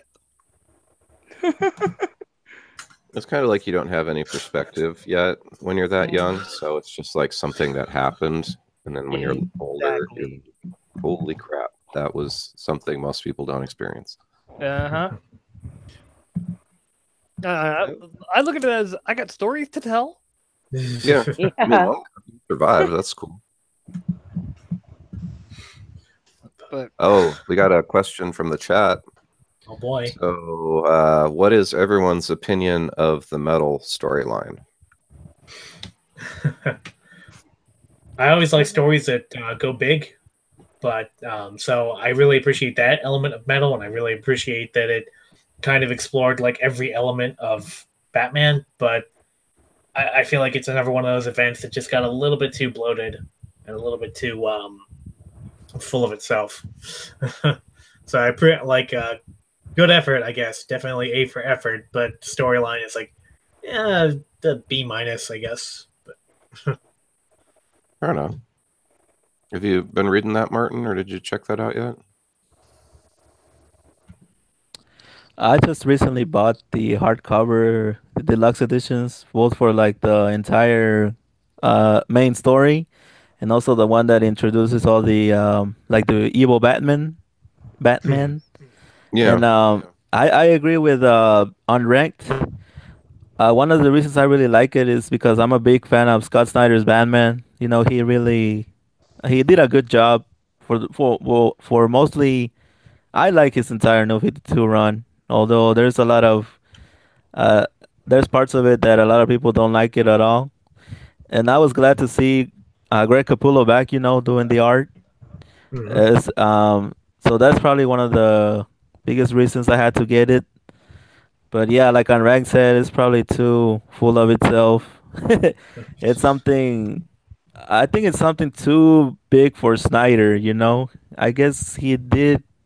I still have to read it all, but in the end, I kind of doubt that I'm gonna, you know, go crazy for it because it's really weird in comic books.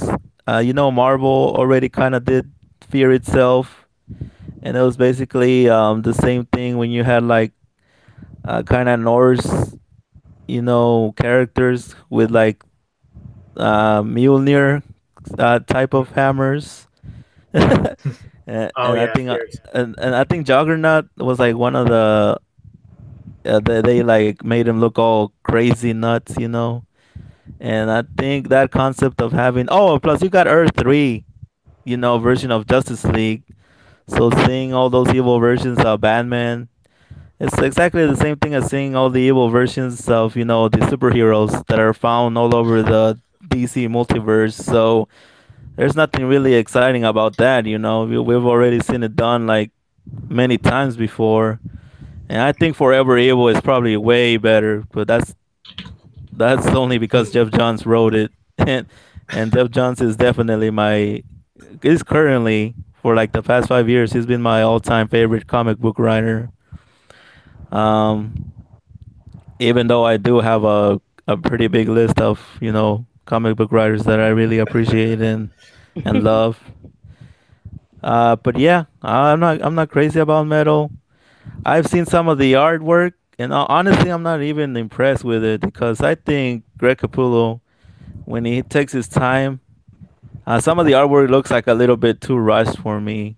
But I don't know. I have to sit down and actually read the story. But I've definitely seen Greg Capullo, draw pencil and ink, better stuff, especially at Image Comics. Yeah, and that's all I got as far as metal. Oh, and like on rank, I I didn't really speak out earlier, but yeah, I think Mask of the Phantasm is the best. I think it's the best comic book movie. Period, both animated and live action. So that's pretty much all I had to say about that. It is a really good movie. I definitely like it. I've watched it quite a few times. One of the What about best. you? What about you guys on metal? Haven't read it. Oh, I'm not caught up, but I know I've read some of it. From what I've read is pretty good. I got to the evil Batmans in Barbados, but I mean I can't give a solid answer without finishing it. But I mean I like Scott Snyder, so I think I'm what I've read is good, plain and simple. I think it's interesting, but I think it's a little too big too. Like it's spilling into all the other titles and stuff, like Justice League and all the New Age of heroes, and it's kind of hard to escape metal in some ways, right? Like that's what's causing the cause and yeah, effect of all of this. Really, yeah, kind of a soft reboot of the DCU again. But yeah, in a way, yeah, really, because pretty much everything it seems like, unless it's its own little self-contained story, is dealing with other stuff. mm-hmm. One thing that's kind of weird about it too, though, is some of the characters, like the continuity is weird. Like Plastic Man, for instance, is in the Terrifics, right? And they're off in space and stuff doing stuff. But then there's the Gail Simone Plastic Man where he's running around and it's just like on Earth and doesn't seem to be connected to the Terrifics at all. Like, I don't know what's going on with that. All I gotta say about Gail Simone is, guys, we gotta talk. I made a joke, and my friend who's trans took it offensive, even though they don't read comic books. Oh yeah, that was the controversy about Plastic Man, huh? Yeah, pretty much. It was like I even went looking for it because I was actually going to buy that issue just so I can fucking post that picture, like the whole comic, to Gail Simone's timeline, just to be a dick. Is it a miniseries or an ongoing? I can't remember. I think it's ongoing. Really? Oh wow, that's crazy. So I don't know. Who the hell thought it was a good idea to give the woman that pretty much boiled down the treatment of women in comics to being fridged? Like, no matter what, Wonder Woman doesn't exist. Supergirl doesn't exist. The only time they exist is when they're being fridged, if you ask Gail Simone. I'm just saying. I don't know. She writes a lot. Oh, go ahead. Yeah, It's not like she hasn't written good stories. I mean, Martin was talking about her Secret Six run, which is like that was really well liked when that came out. I didn't read it myself, but I remember a lot of people talking about it. And then her run on Justice League and her run on Wonder Woman. So it's not like she hasn't, and her original run on Deadpool too. So she has written good stuff, but at the same time, there are times when she's more trouble than she's worth. I think it's a matter of how much like investment she takes and researches the character and stuff ahead of time. Sometimes she doesn't, and then it's not so good. But then there's ones where she writes it and it is good. So real hit or miss, I guess. I don't know. Well, for me, it's one of those, if you're going to write a character, at least take the time to research the character you're writing. Right. Like, I may not be the biggest Plastic Man fan, but if I'm going to be writing Plastic Man, I'm going to find, grab up some trades, read through. You know, he's generally a funny character, so it's not like it's actual work. As bad as that sounds. Remember Ethan Van Sciver, he was talking about on his YouTube channel back when he used to talk about the comics he'd worked on. And he was talking about those days. when he was talking about the New 52 Fury of Firestorm series. And I actually remember that series coming out, and I remember thinking it was weird that Gail Simone was writing it, because I thought, that's like a pure science fiction thing. Why is she writing something like that? I thought she was more about interpersonal dynamics and stuff like that, more so than just pure sci-fi. So, and then I realized that, it's got the black kid, Jason Roush, and it's got the white kid, Ronnie Raymond. So it's just going to be about those two dealing with race relations or whatever. And I never read it because, at the time, I couldn't read every single New 52 series. So I only had a couple to choose from, so that was just right out. And it turned out I was right. And I didn't realize that Ethan Van Sciver, was one of the ones who initially kind of created that series and was sort of supposed to be the writer on it, but then had to drop out. And Why did that not surprise me? Well, yeah. He actually did a lot in the New 52. Well, no, it's not that. It's the New 52s where they started really. That's what I guess you could say is where you could start seeing them start making the same mistakes that Marvel was already making. Oh, I just meant his covers. Yeah, he didn't really. I mean, he drew a lot, but I don't know if he ever got to write anything. But my trade, Convergence, he did the cover for that. He did so much stuff before and after New 52. Mm-hmm. Sinestro Corps War and all that stuff. Basically Green Lantern, he's really associated with the Lantern Corps. Oh, I saw someone, gosh, it was really funny because it was someone who was trying to troll him on Twitter, but they had a Red Lantern symbol as their profile picture. So he's just like, oh, I see you like the Red Lantern Corps. And it's like, yeah, he basically created it with Jeff Johns. So kind of roasted him pretty good. Which I still need to finish that ring. Yeah. That'd be sweet. Well, I kept on, basically every time I thought I was close to done, it's like, no, I could do better. I could tweak it here, get it cleaned up. Even though Red Lantern rings are supposed to look a little rough because they're just brutal. Remember right, it was I think it was made from blood, if I remember correctly, something like that. I can't remember exactly, but it was a ritual and involved blood of some kind. Dude created the first ring. Was it Atrocitus that was the first one, or just he's the main one? I do believe it was Atrocitus. I like when Supergirl got to be a Red Lantern for a while. I have some of those. I think that might have been in the New 52 as well. Let me look. Yeah, I completely missed the Red Lanterns on New 52. Even though Jeff Lemire did write some of it, or was it Charles Soule? Well, one of them did, but I don't know. Either way. I'm trying to find my floppy, then I'll let you know. Go ahead. Speaking of floppies, anyone picking up Rags when it comes out? In a couple days? I'd like No. to. I don't know. Yeah, the problem is the Antarctic Press. It's not really carried by too many LCSs. Like I gotta- Desmond. I gotta wait an extra week, but I'm getting mine in. I can't wait. Brian's my boy. I gotta take care of him. Yeah, No, I'll definitely look around for it. Yeah. Well, no, I've already picked it up digitally.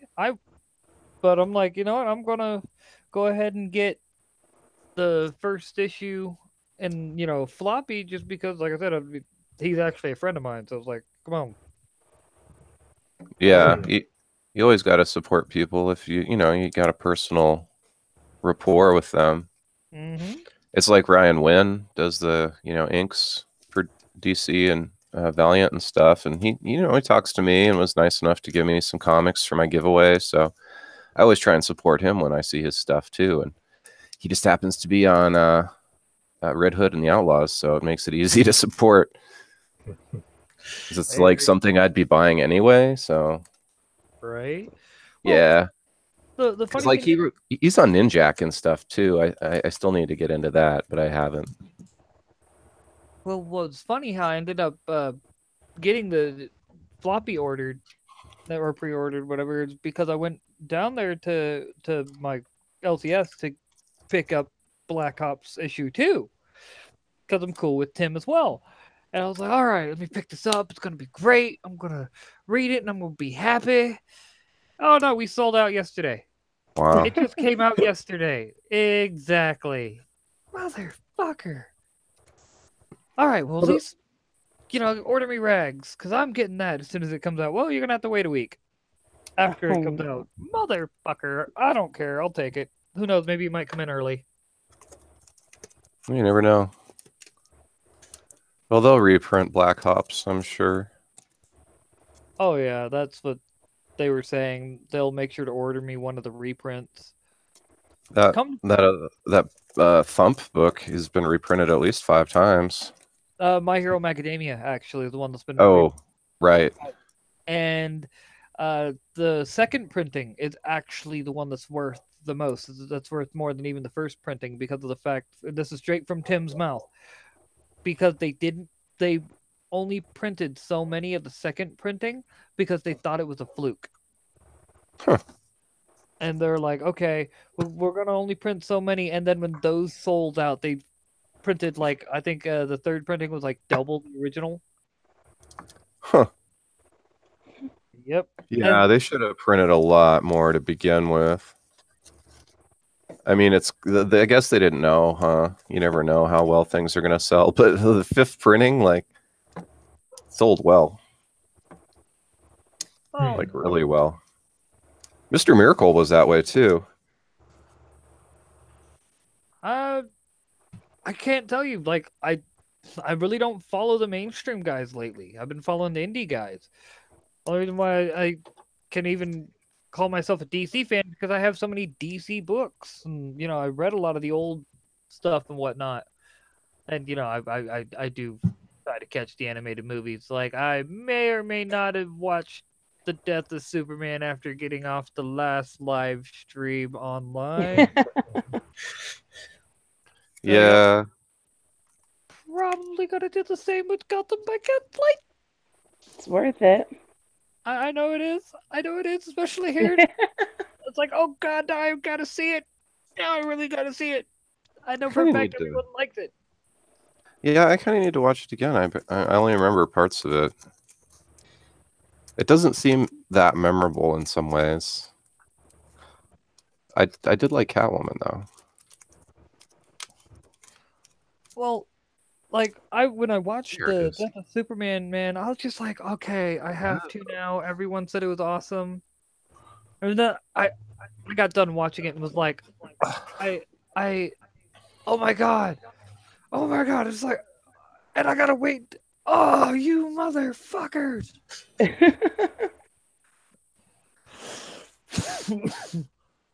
So is the Red Daughter of Krypton was the arc where she was a Red Lantern. It was written by Tony Bedard. Oh, The irony, but I remember that arc being kind of like a big deal. I never actually read it, but Yeah, I remember hearing about it, and I didn't have a chance to get it. And then I only have one issue from it, but I got this. It was in a dollar bin, so I was like, hell yeah. Got like new. I thought Go the ahead. thing about being part of the Red Lanterns was that you literally give your heart to them. Like, you can't take the ring off without dying. Could be. So you just have you have to basically live this like rage all of the time. And if you took the ring off, or at the very least like tried to renounce your membership in the Corps, that it would kill you. I don't know enough about I didn't it. know that. Yeah, she wears it the entire time in this comic. She doesn't ever take it off. I only have one issue, but yeah. Well, she had to take it off eventually, though, right? Probably go back to being Supergirl. Yeah, this is from 2014, so I don't know if they just like ended it or if it actually, how that ended. Yeah, it could be that I'm just flat out wrong, but I thought I remember that there was a point where Guy Gardner became a Red Lantern and he had to do that, and it was like a real tricky thing to get the ring off of him. I believe it. I don't remember, but sounds right to me. Too bad Ethan Van Sciver isn't here, but oh yeah, for a number of reasons. If he was here, there'd be more than 9 people watching. Right. Nah, we love everyone that's watching. Thanks for being here, guys. But man, his channel's like huge. No, I still can't believe TBS followed me yesterday. That's like, what did I do to get his attention? That is weird, actually. I don't know. What did you do? I know, because I'm one of the most critical people of him, and he followed me. It's like, maybe that's why. Possibly, because I really don't ride his dick like most people do. I'm just like, nope, I think he's got too big of an ego, la da da da da. You're being followed by Ethan Van Sciver. What the literal fuck? You're on his radar. Right? Yeah, I don't know. He's talking me now. He's secretly watching the stream like, I will convert you into one of my cronies. You will love me. You will all love me. I had to channel Steppenwolf, sorry. Oh, yeah. Steppenwolf. When he stole the mother box from the Amazonians in the movie? Yeah, and he was being creepy. Uh-huh. So you will love me. You will all love me. That's not love, guy. That's brainwashing. That's Yeah, it was weird. He's a big weirdo. Steppenwolf was only in the one issue of the original Fourth World, and his whole point was that he died because Darkseid killed him to become, the actual head of Apocalypse. Wow. that was Steppenwolf's whole character. Sorry, what? Isn't Steppenwolf like his nephew or something? Darkseid is Steppenwolf's nephew. Yeah. It's all very Shakespearean. Darkseid assassinated his uncle and assumed the throne. I'm not 100% sure how he actually got the Omega Force, because that came sometime later. Well, the thing that I still say that was a complete missed opportunity, and I so wanted to see in the movie, was when the Batman captures the Parademon, has him netted to the wall. Well, first off, may I say that net would not hold an actual Parademon. Parademon out.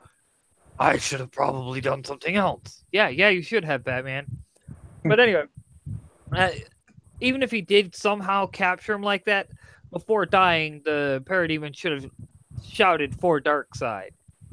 Yeah, right. I thought he was going to. But no, his splatter made green circles of goo on the wall, and the world's greatest detective was like, oh, this means something. Alfred, are you seeing this?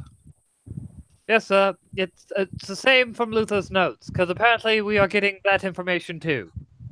What if Alfred was just trolling him and We need you to taste it, Batman, and see for our research. I don't know.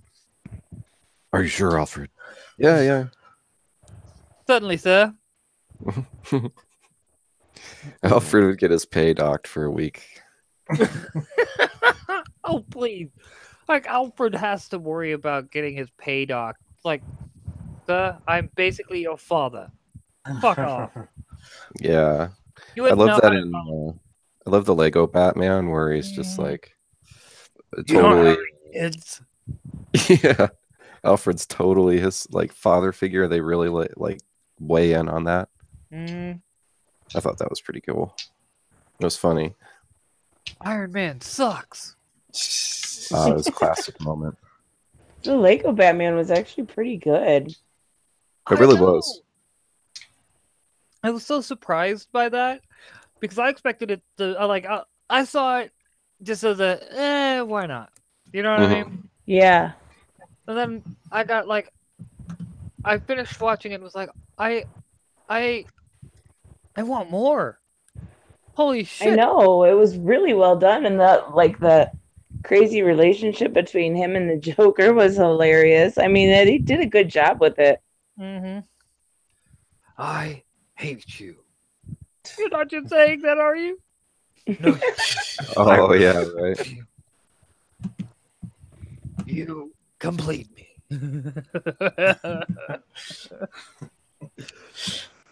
And like how the whole reason why he picked up Dick Grayson was pure accident. That was pretty cool. Hilarious.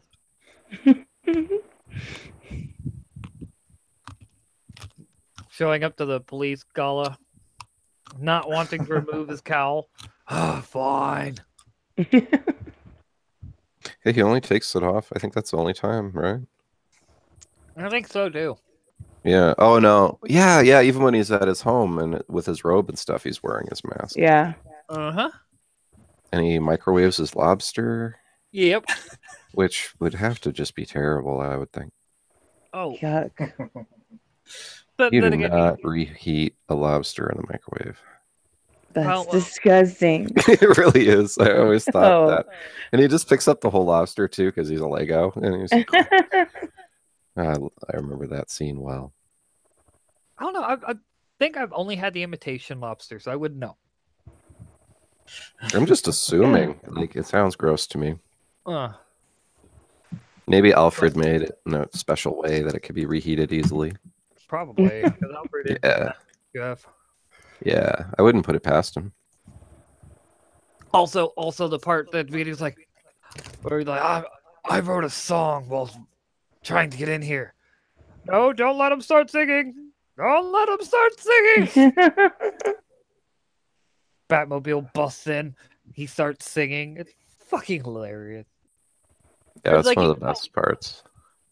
Like you could tell. See, that's further proof. Okay, you have all these different comic book properties that are being run by people who you could tell hate the properties and like just want to do what they can to destroy it so they can make the characters they want to make, and you know what I mean, not have to work on these characters that are legacy characters that everyone loves.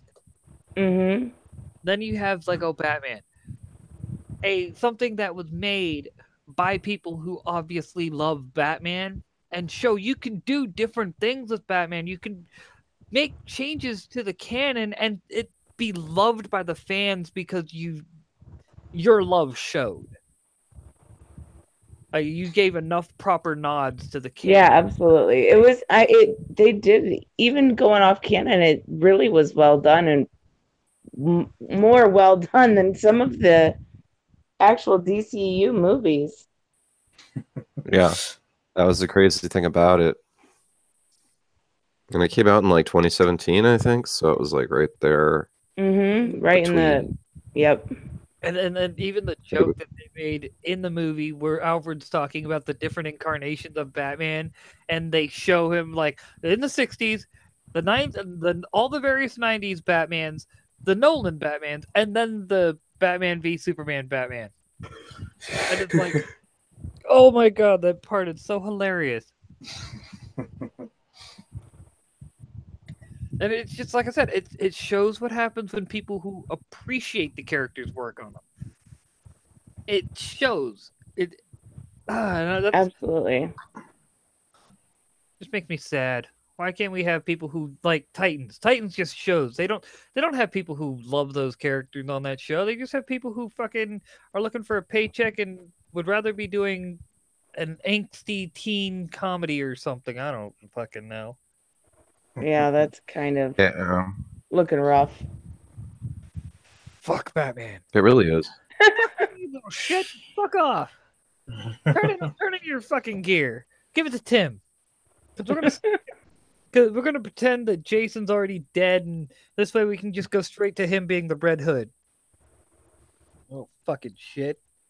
That would work if it was Jason, but it's supposed to be Dick. I know. Yeah, that's what's weird about it. It's like they didn't know what they were doing. Yeah, that is. I mean, Dick Grayson is always so. Thankful for what Batman's done, taught him everything else. That's not something that. Well, no. Would- They've had their rough patches. They've had their moments where Dick's kind of like, the Batman, but he's not like fuck Batman. Exactly. He's like, That's exactly what I mean. But Jason, on the other hand, He would be that's like- a totally different story. him being Red Hood just goes to show he'd be like fuck Batman. I could do better Right? Batman than him any day of the week. Yeah, that would actually work. And then Tim Drake is the only one out of the three of them, and this is without touching on Damien, but Tim Drake's the only one out of those three Robins that actually could be Batman, because he's the only one that has the intelligence to be a proper Batman. Yeah, in a way. Yeah. Dick Grayson was an Yes. okay Batman. Well, yeah, but Dick Grayson's nowhere near as good of a detective. You know, they only have Batman do detective stuff like 10% of the time nowadays, so he'll be all right. He Yeah, just hit people with his little batons, and he'll be good. which, once again, bad blood when they had Dick Grayson being Batman, and he's like, you could tell the actors doing the Batman voice and doing it Mhm. pretty well. It's like, I was like, yeah, I agree with Cassandra Cain. Which is like, if most people wouldn't notice. Most people Yeah. wouldn't notice. Oh yeah, I don't think so. Especially, well, most people wouldn't have even met Batman or anything, and they'd just see him from a distance. Mm.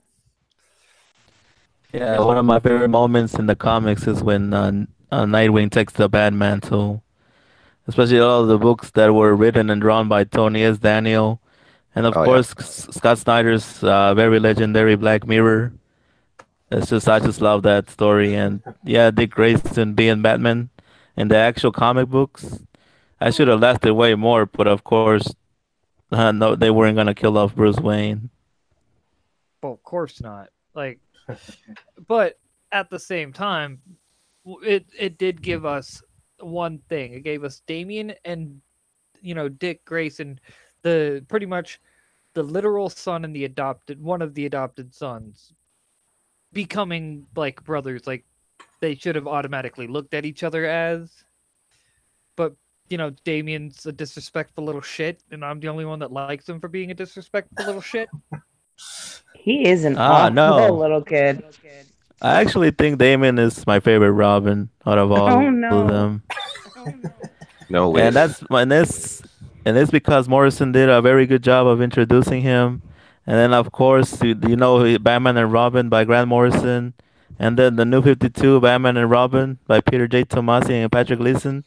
It's just like spectacular stuff. And yeah, I've always really enjoyed Damien a lot, but it depends who writes him because especially on Injustice, the comic books and the games, they make Damien like so freaking annoying and just fuck him in those games. but overall Damien is pretty cool. I do respect all of the other ones.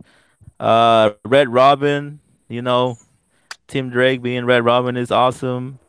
Night is just and my favorite of all of them is just, my top three favorites in the Bat family are Batman, and of course, good old Alfred and Batwoman.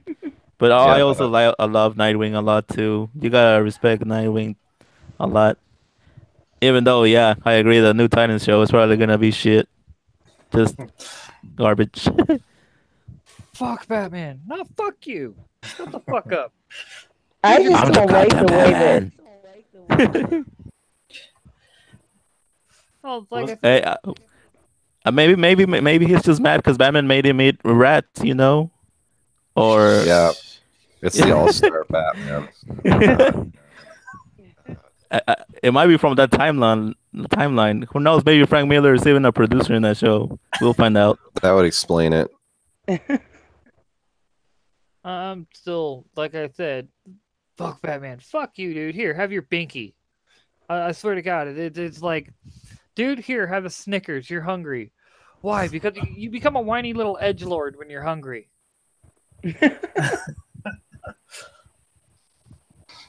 Pretty much. So we have hard copy with us now. He snuck in. How you doing, man? Oh, okay. He's got his mic muted. Hey, how's it going, hard copy? Yeah, I noticed Okay. he joined like 10 minutes ago or something. Can you hear me now? Yep. I hear you. Okay, sorry about What's that. happening? This whole tech, not too bad. Have you guys ever seen this Batman cartoon movies? One's called Monster something, and then there's another one called crap. Oh, they're toy commercials technically. Oh, damn it, I can't remember the name of it. And then it's set in the future with hovering cars and like Red Robin's the Robin. Oh, you're And talking I about think they're talking about Batman Beyond. no, not Batman Beyond. This is like a toy commercial, and Batman's got a wolf that turns into a motorcycle. And Solomon Grundy's in it, the Joker in it, but it's not Mark Hamill, although it sounds like him. Oh man, I forgot what it's called, but I've got both the movies and I watched them, and they're toy commercials, and they're not brilliant, but they're kind of fun, like definitely aimed at kids. Are you talking about Monster Madness? That's it. She knows what I'm talking about. Yeah. And now I'm Googling There's this. two of them. I've only seen the one, but I know what you're talking about. I didn't even know Yeah, that was the thing. there's two of them. I think they were It's got to aim Silver at the Banshee in toys. it, and Yep. yep. And Solomon Grundy, who's just the Hulk, but a bad guy. Basically. Batman Unlimited Monster Mayhem. Monster That's it. Mayhem. And I there's said two of them. madness. There's another one with the Penguin as the bad guy, or the main bad guy, and the other one's with the Joker as the main bad guy. And I think they were just made. Animal Instincts, that's the other one. They were just made to, well, cash in, made for the toys that they released, which I never saw in Australia, but I don't know, you guys might have seen them. I don't remember. Actually looking them up now. Oh, okay, there you go. Like that's Google. how I found out about the first one. The Animal Instincts. Let's see. And you're in the subway. Or steel mill or something. Nope, subway. Yeah. Yeah, it was Batman Unlimited was Yeah. like apparently supposed to be like a TV series as well. Huh. Oh. So Wow, that's news you to me. have Monster Mayhem, Vex versus Mutants, Daily Adventures Trapped in Time. That looks kind of Oh, there's more of them? Oh, I forget them. I Uh, kind of had fun watching them. yeah, the TV series was 2015. Everyone probably has already seen both of those. The Batman vs Dracula and Superman Brainiac attack. That one I've seen. Uh, Superman Brainiac one. and let's see, Animal Instinct is the one I think you were talking about with the Penguin. Yeah, and then there's another one, Monster Madness. And Monster Mayhem. Mayhem, sorry. Troy Baker was the voice of the Joker in that one. Yeah. But he sounds like Mark Hamill really closely. Like, I actually thought it was Mark Hamill. He's done, let's see, a lot of voice acting actually. He's Joel in Last of Us Part 2. He's playing Geoforce in Season 3 of Young Justice. Oh wow. He's the voice in does voices for the Stretch Armstrong cartoon, the World of Warcraft, Battle for Azeroth expansion, Lego DC Superheroes, Aquaman. He's Batman in that. Oddly enough, Oh. which I think That's they should have odd. just kept Will Arnett because Will Arnett is hilarious. He's Yeah, he did a good job. So they're not connected to the Lego movie Batman movie, so they're separate things. It's not part of the same universe. All right, but Yeah. he's Magni in God of War. He's voiced Hawkeye, Loki, and Old Man in Avengers Assemble. Batman Nice. again, and another in the Flash version. He was Craven in Spider-Man.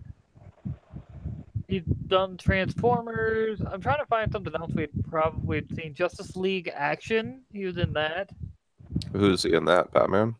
Hawkman, Kanto, and Jonas Glim. He It's was crazy he voices so many different sounding characters. Oh yeah.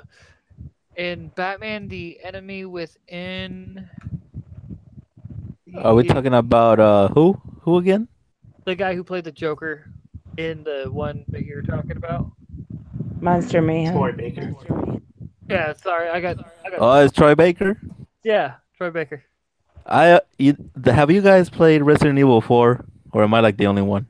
No, I played it. Did you know that the actor who voices Leon actually voices the merchant guy too? No, I would have had no idea. Yeah, he actually does, and it's freaking hilarious because they don't sound like anything at Nothing. all. Did you Yeah, sell it for a good price? yeah. Welcome, stranger. I'll buy that for a high price. Ah, thank you. You know, I'd You really can kill him, actually. I don't know Yeah. why you'd want to. It's kind of a needed. But you need your merchants, man. You need your merchants. Well, I accidentally, because I was firing a rocket. Yeah, you know how rockets are. They got Yeah. a mind of their own. They're just freaking doing whatever they want. They need. I think there's clones because every time you kill one, it's just the other one pops out later. Yeah. What else? They were inspired by Spider-Man. I don't know. Just kidding. So, all right. Looking on the IMDb page, has on the whole Monster Mayhem netted me finding three different animated movies that I gotta see that are all DC. JLA Adventures Trapped in Time. I was going to ask if you'd seen that. When Hard Copy brought up Solomon Grundy, it reminded me of that because he's in that. But and then Superman Unbound. That one's all right. Yeah, that one's pretty good. And I've only seen clips of it, not the whole thing, but Superman versus the Elite. Oh, that's like one of the best ones. You got to watch that one. Oh yeah, I know. Yeah, That's like that's Yeah, that's love like a that one. top 10 for sure. Based on maybe the best single issue of Action Comics ever made. Yeah. Yeah. I had That's to a look that definite. up. I wanted to read that. I had to look it up on. I didn't want to, but I had to look it up online and read it online. I wanted to get a hold of a copy, but good luck with that. It's really hard to get comics overseas, huh? Yeah, like I order from my comic book, and yeah, if I went back, Whoa. Oh, we lost a couple people. 3 people. Holy cow. It must have been the Thanos snapped his fingers, huh? Oh, Yep. shit. I don't know what happened. That's weird. We lost 3 people. All at once. That's I think- brutal. I know that my internet connection was slowing down. I don't know if the guy, I don't know his name, but the guy who just joined, if his, There is oh, there he is, yeah, hard hard copy. copy back. sorry about that. He's I don't back. know what happened. I don't know. Yeah. 3 people. Snapped his finger. Yeah, it's Can you Yeah, it hear was me? Thanos. Yep. Hey, Martin. Okay, groovy. All right, everybody's Yeah. back. I'm So, back. all back. what's? Oh, it all dropped out. Oh, okay. Yeah, they Yeah, it kicked was us weird. out. You three dropped. Oh, okay. That was Okay, weird. so what's the best What's the best animated Batman movie, and why is it Red Hood? You know, we were talking about that earlier. All right. That's definitely one of them. Yeah, it's. I'm sorry. Like, I watched that one with, what was it? The one after it, the one where they go against Talia, and that was terrible. What was Bad that one Blood? called? Yeah, that one. Oh, did you watch the other two that are before it though? Because it's like a trilogy. Yeah, which I just know I've watched Red Hood like a million times. I love that freaking film. Son of Batman, and then Batman versus Robin, and then Batman Bad Blood. Oh, Batman vs. Robin was crap. I'm sorry. I know you guys probably Really? like it, but I just I didn't actually like did, it. yeah. I know it's pretty different from Court of Owls, but I liked it. I don't think I've watched Well, I Court of didn't- Owls, or I have, and I can't remember it. See, And and I've never seen any of these, but Oh, except for Red Hood because it has a supernatural guy in it. But yeah, Jensen and Ackles? I'm not even a Supernatural fan, and I thought that was awesome. it's like, oh, I Nah, know Red that Hood. guy. And I like the unveil of like the very first time I watched Red Hood. Like I didn't like when I started watching it, I didn't think it was what's his name, Jason, and then it's like, Jensen oh, it's Ackles. Jason. And I know, like we all know that it leads up, but I was kind of like, it's probably not Jason. It was Jason. I know, I was pretty dumb, but Jason Todd. I thought, yeah, I really, really liked that freaking movie, and I watched it like 4 or 5 times. And the fight between them at the end is like one of the best American animated fights for a long while, if you ask me. it is a good Just movie. brutal. Yeah. It's this brutal fight. Like these two guys just, it's not hate. It's just like Batman teaches him a lesson at the end, which is brilliant. It's like, that's it. I'm sick of this fight. Just slaps him around a couple of times. Just teach him. He didn't have to. Batman could have probably dealt with him really easily. But it was like, nah, I'm going to teach this kid. I'm going to put this kid back in his place. Whack, whack. Slams his face into the toilet. Love it. Well, my whole thought about that fight was just how they had. I love it where they have Jason Todd just holding the pistol to Joker's head. You gotta shoot me! Yeah. Kill him! Batman just drops the pistol, walks off, points the gun at Batman. I'll do it! Right when he does that, from Batman, fuck you! In the comic, he actually gets him in the neck. Because I've never read it. When I read it, like I read it only recently. But he actually threw and it got Jason in the neck. Huh. Yeah. So if you go back and read the book or I don't know, it gets him in the neck. I never got to complete it. I got like most of the way through the Red Hood story arc and never got to complete it and was disappointed. To this day, I'm still kind of sad about that. Oh, okay. I haven't Just read it. I only saw a picture of it. So I read the last page. So I just like that Red Hood was brought back to life by Superboy Prime punching on the walls of reality and then breaking them. That makes sense. I thought that was the best Okay. retcon for anything ever. Old Superboy Prime. They were just going to Is he break dead? reality and cause all these Is he- continuity errors. But Did they ever make him into a Red Lantern? That would make sense. they might have. I don't know. The guy's got anger problems. SPB was, if you ask me, was a character that they could have done a lot with, but they kind of, he was too powerful. If that makes sense. And no one knew what to do with him.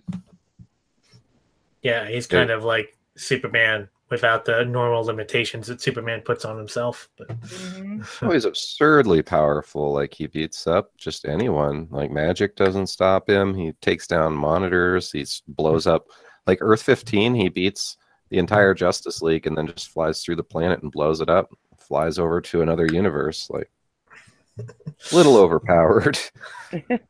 Oh yeah, but I think under a good writer, even with him, like when they made him a villain, that was a really good idea.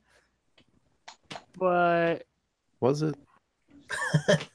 no, they had a rare opportunity to basically have like him become Ultraman, like main world Ultraman, and have like basically they could have had him disappear, no one be able to find him just be laying low and building up a criminal organization, and like pretty much showing the more or less the superheroes that the biggest worry that they have is not the Superman that they see, it's the one they don't. He wasn't smart enough, though. Very true, but well, technically he is, because one of the things that, or at least the Superman we all know, one of the things that he has is super intelligence due to his Kryptonian DNA. He can memorize a lot of information and process it very quickly, but there's a difference between, you know, just pure ability to gather information and just wisdom and, you know, patience and cleverness. And Superboy Prime doesn't have any of those things. No, not at all. It doesn't mean he can't learn it. He reads enough books. He's like, okay, I'm getting tired of getting my ass kicked by these assholes. Superboy Prime would never sit down and read a book, though. Like, it would only take him like half a second to read entire thick books, and he still wouldn't do it because it would it would just take too much of his mental capacity to do it. He's just too impatient. Yeah, he's a really flawed character. It's weird. He's so OP, but he's just like horrible. But that's what makes him such. That would be what makes him such a good villain, is the fact that he is so powerful and so flawed. It's just the right writer could get a hold of him and be like, all right, we're making him smart. We're making him patient. We're making it to where he's learned his lessons, because every time he's tried to do something, he's gotten his ass handed to him because of his flaws. So he's learning. Because growth, you do need growth in a character. Like, you know, the thing that gets thrown in our face a lot is the fact that we don't want our characters to grow, and it's like, no, we don't mind our characters growing. We just don't like them bastardized. Yeah. I don't even know if Superboy Prime is technically canon anymore or not. Like, I don't know what happened to him between Probably. 52 and Rebirth. Yeah, probably not. That's what always trips me up with DC, is like everything I learn is probably not canon anyway. Or like I'll learn 3 or 4 origin stories for like a main character, like freaking Wonder Woman. Like, okay, can we just settle on one origin story? That's what worries me about Bendis mucking up the Superman lore. It was one of the few things that had been real consistent. Yeah, he doesn't give a shit about continuity. No, and he's just creating new continuity. Yeah. I don't know. I personally think that what DC kind of works in DC's favor, because you never know what, like, where Marvel, yes, has the multiple Earths and everything, DC's multiple Earths is a lot more structured better. If that makes sense. It's you know which Earth you're generally on. And then they have Infinite Crisis, they destroy them all and then rebuild. And it's just so it works for them. Whereas Marvel, it's always static. Marvel hasn't done any like board wiping things. And when they did try it with Heroes, Heroes Reborn and then Heroes Return? They fucked it up. That's why they had to do Heroes Return. Well, Secret Wars, the recent one with what's his name, Hickman and Assad Ribic, that one did wipe the multiverse clean. Because like all the different universes had to basically be like combined together in order to save them, and then from that a whole new multiverse got created. Really? So, yeah, that sounds like a total ripoff of Crisis on Infinite Earths. Yeah, it pretty much is. That's literally the story for that, though, is all the Earths merged into one, one ultimately. Yeah. They got it down to like 3 for a while. I just want to beat my head into a wall now. Just like, come on, Marvel, you son of a bitch. See, like in a vacuum, Secret But Wars is actually a really good story, but like nothing that led up to it made sense, and they haven't really done anything with it since then. no, definitely, Jonathan Ingman was a spectacular writer. Well, he is, but I think he did a far better job than any of the Infinite stories, especially because Secret Wars was his love letter saying goodbye to Fantastic Four. And he Yeah. stopped taking Marvel shit. He's like, you know what? I'm quitting. I'm leaving you guys for a good while because I'm tired of this shit. And at Yeah. the end, the Fantastic Four, Frank Richards creating new worlds and all that. Mhm. Or, and I thought that was very well handled. Hickman's Fantastic Four and Avengers, new Avengers run. That's just like very few others compared to those runs. Like only Mark Waid and I would say Kurt Busiek's Avengers run is probably a bit way better, but that's all in the 90s. Yeah. I remember Yeah, BCA's run definitely. being more character focused than Hickman's, but yeah, they're So what both. happened I to wouldn't Batgirl? mind Hickman coming over and just start the new Justice Society of America. Screw it. So what happened to Batgirl? What happened to that? When Batman was in that chair and he was like a god. Because I kind of like zoned out after that. After they introduced that. Oh, when he during Convergence when he was sitting in Metron's chair and he like That's it. had and he had like all the answers to everything. Yeah, I don't actually know, but Oh yeah, what happened to Convergence, guys? The best event ever. Ever. I like some of the tie-ins though. Yeah, that's the sad part that Shazam got a really good tie-in, and I think after that, the He Lewis and did. Clark was introduced, so that was awesome. The Convergence Shazam tie-in is really good. It's like classic old school Captain Marvel, and they have the whole team too. Well, maybe not the whole family, but Yeah, Junior and Shazam and Mary Marvel are in it, and they have to fight freaking Mr. Mind of all beings.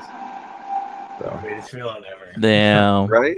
Yeah, and it looks like they're gonna fight Mr. Atom, but it's actually Mr. Mind inside, like piloting him. So it's like you get two of the classic villains. Oh, really? I heard they When haven't does this really come done out? anything with. Oh, that came out like 2015. Oh, Yeah. Whoa. I should just go back to sleep. um, isn't the reason Shazam isn't getting any comics right now is because Jeff Johns is like, no, I'm the only one who can write new stuff, or am I mistaken? I think I he don't is know. getting a new series in like the next year or so, but I think you're right. I think it's being written by Jeff Johns. Even Yeah, though they should have definitely already made more stuff with him, man. Like, damn. even All though I Yeah, gotta, it's, all I gotta say is Dan Didio is going to end up getting slapped by WB, told get the fuck out. They're gonna look at Jeff Jones and he's gonna be like, you know what you gotta pay me. Yeah, we know. We know you gotta fix his mess. Here you go. Fuck. You know what I mean? Good old. Is didn't he like co-write Sideways or whatever? yeah. Dan Didio, he's trying to write He comic books did. and just Yeah, him just and fucking them up. He Justin does. you Jordan. mean Spiderways? Spiderways. I like Oh, that. I'm gonna steal that and Yeah. just call it that. all I gotta say is, all I gotta say to that is the first thing he's gonna do is he's gonna look at Bendis and be like, "Get the fuck out." You You can't tell him know, that, though. since you brought up Sideways, Unranked, didn't you have a whole video talking about the new Age of Heroes and like, Yeah. I watched it with Tom Strong and everything, and like, yeah, go ahead. Mhm. Yeah, it's kind of interesting. It seems like they're using the New Age of Heroes to introduce all of this continuity that like they've had the intellectual property for it for like years and they just never did anything with it. Things like Alan Moore's Tom Strong and the old Grant Morrison written Seven Soldiers of Victory, which is what the recent issue of Sideways introduced. And I'm kind of two minds about it because the video I did, I was kind of like downbeat about the whole thing, but it could be the sort of thing that it actually could be really cool because you're using these properties that were created by like bona fide masters of the medium, and it could revitalize some interest in the print runs. But at the same time, it's like if it doesn't go well, then you've exhausted these IPs that used to be popular that are that you've already blown your load on it, so to speak. So like, where do you go from there if you want to revitalize interest by appealing to nostalgia? So they brought back, like I said, in Sideways, they brought back the old Seven Soldiers from Morrison's run, which was Zatanna, Bulleteer, Clarion, Frankenstein, the girl version of Shining Knight, and Sideways is like the new Seventh Soldier, and they're trying to find the Guardian. So it's like, it's on the one hand, it's kind of cool, and it's great that Kenneth Rocafort actually came back to do the art, but at the same time, it's like, is Sideways Derek James really on the level of these other characters? I don't know. We'll find out. But That's interesting. Spiderways. Spiderways. Marvel rips off DC all the time, though. I mean, they have the Squadron Supreme, which is them making fun of the Justice League, and the Sentry, which is them making fun of Superman. So even though Sideways is obviously like a ripoff of Spider-Man, I really don't mind it because I feel like it's just DC getting back at them after all these years. But let's be honest, both DC and Marvel always ripping off each other, and also other Vision, freaking Martian Manhunter. Goes both ways. Yeah, I just bought the Seven Soldiers Omnibus by Grant Morrison. I'm really excited to read that. Actually, I was gonna mention that. Yeah, I saw you posted that. It looks so good. I was gonna ask hard copy. Hey, what's your all-time favorite like Batman stories, man? Besides the Red Hood and all that good stuff. Ooh. Oh, am I allowed to say Dark Knight Returns? Of course. Well, that's hard mode. That's easy mode. Hard mode. Oh, that's. No, I took the really easy one with Batman Year One. Yeah, that's actually pretty solid. Real quick. I like Grant Morrison's run. Oh, go ahead. Sorry. With What's up, sorry. Tom? I was just saying real quick, I'm popping out. It's been fun, guys. Oh, sure. See you, man. yeah. Again sometime. See ya. Thanks for being here. Oh, See you, definitely. Bob. Y'all have a good night. You too, man. Yeah, it was fun having you on. Well, shit, just left. Yeah. There you guys. Yeah, so let's talk about Spider-Man: Homecoming being the best movie, and that's Let me travel. Where do you live? So I can travel there and slap you. Oh, we have a new Bob.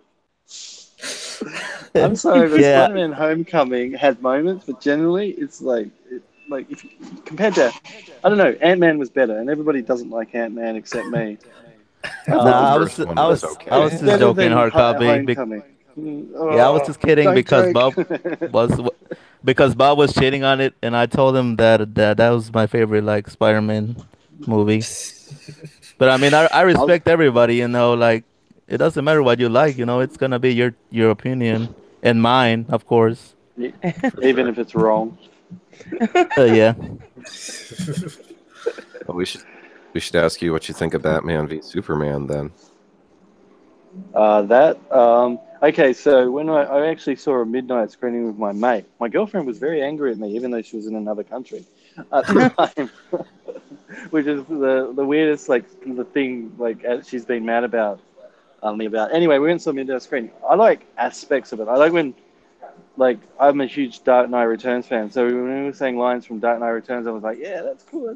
But the freaking fight at the end was just, what was that? I couldn't even tell what was going on, and the CGI was terrible. And the way the fight ended was stupid too.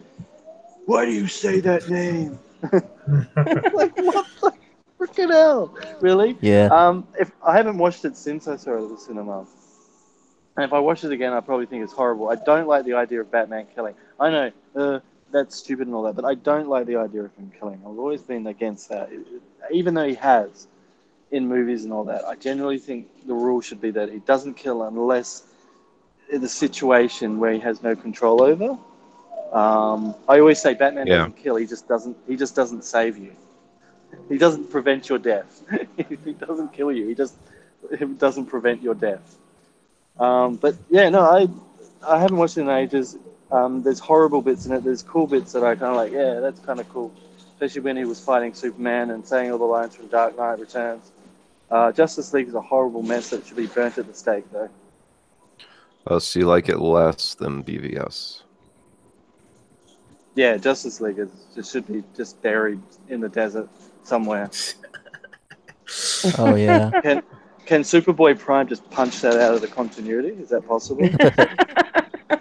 He is actually powerful enough to do that. Okay, let's get him. Yeah, and one thing I didn't say earlier about Justice League, of course, it has a very weak story and all of that. But yeah, like what the hell did they do with Flash, man? Like they try to make I him hated like Wally. Flash. Yeah, they try to make him like Wally West, and then his freaking costume was like a weird Martian Manhunter, like some bullshit, man. Like honestly, I don't know what the costume department was thinking, I but think the costume took a little more off of the injustice side of things. He's just a horrible I don't know. character. Like that's not. Sorry, that's not my Wally West. Oh, I mean that's not my Barry Allen. My Barry Allen is the CW is the closest you're going to get to a live action version of the Flash. Yeah. And I know that's how dare he, but honestly, that's the best version. And I didn't like that character. That actor was terrible too. It's terrible. Yeah, Yeah. I still think the Justice League Wally West is the best Flash overall. Yeah, well, the traditional Anime, Wally yeah. West. Yeah. Yeah, the animated series. It was. Yeah, why Yeah. so many people wanted them to cast what's his name from the TV show, and I have no clue why they didn't. would have been very obvious. Oh, I the love Barry that Allen? Wally West. Yeah. What was his Oh, which name one? again? The actor that did the voice Grant of Gustin? no, who did him in Justice League Unlimited? He did Lex Luthor in Smallville. Michael Rosenbaum. Yeah, that's it. Yeah. Yeah. Oh yeah, he could have been a Lex Luthor. He's a bit older now, but yeah, it could have worked out. Yeah. Now he's in the Guardians of the Galaxy. Yeah, as Martin X. The guy, the crystal face, yeah. Not that anybody really caught that. No. Yeah, I didn't get that. That's cool. But people make fun of the Martha scene, and I'm not saying that it's like the best scene ever, and like the movie itself I'm not a big fan of the movie, but the point of the scene was that in his mind, that version of Batman, Ben Affleck Batman, he had built Superman up to be this like god / living weapon of destruction, and it didn't like occur to him that Superman, who he had built up to be this incredible like threat all unto himself, it didn't occur to him that he had like a mother, that he had like a childhood, that he was like vulnerable. So when when he was talking about Martha, it was this sudden crashing realization that Batman has, and it's like at first he thinks he's talking about his own mother, so he thinks that like Superman is even more of a god than he thought. And then when Lois Lane comes in and he says that it was actually Superman's mother, it like brings Batman crashing back down to Earth, and he's like, "Oh my gosh, I thought he was this horrible alien monstrosity, and he has a mother. What the hell is going on?" So there is like a lot of actual like nuance to that scene, and like I said, I'm not one of these people that is like a big defender of the movie. Even the director's cut really doesn't save the movie, but I feel like that scene, there was more going on than people I don't know are appreciative of. I understand that. I just think they've done it terribly. Oh yeah. I can't argue with that too much. It probably looked Yeah. a lot better on paper. Like the idea was, maybe it would have worked better in a comic book. I think it will work better if Zack Snyder doesn't do any more comic book movies. I'm just saying. Martin. No, I'm just kidding, It's y'all. like the neck snap, really. I bet that looked good on paper. Ooh. Yeah. Oh, don't even get me started on that Doomsday, man. Like, what the fuck was that? Oh in yeah. Man of Like Steel when he Jesus. snapped Zod's necks. Oh, Doomsday was freaking horrendous. No, I'm talking Yeah, about like what the hell? when he's snapping Zod's neck.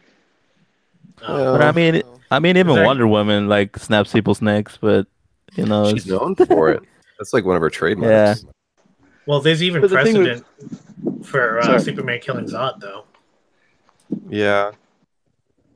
In the John Byrne Superman series, there's actually like the very last issue that John Byrne did for Superman for DC, and he went to this pocket universe where it was because they got rid of the multiverse, but he went to this pocket universe, and it was like a different version of Earth where you had the three evil Kryptonians, Zod, Ursa, and Jax-Ur, and you had Supergirl.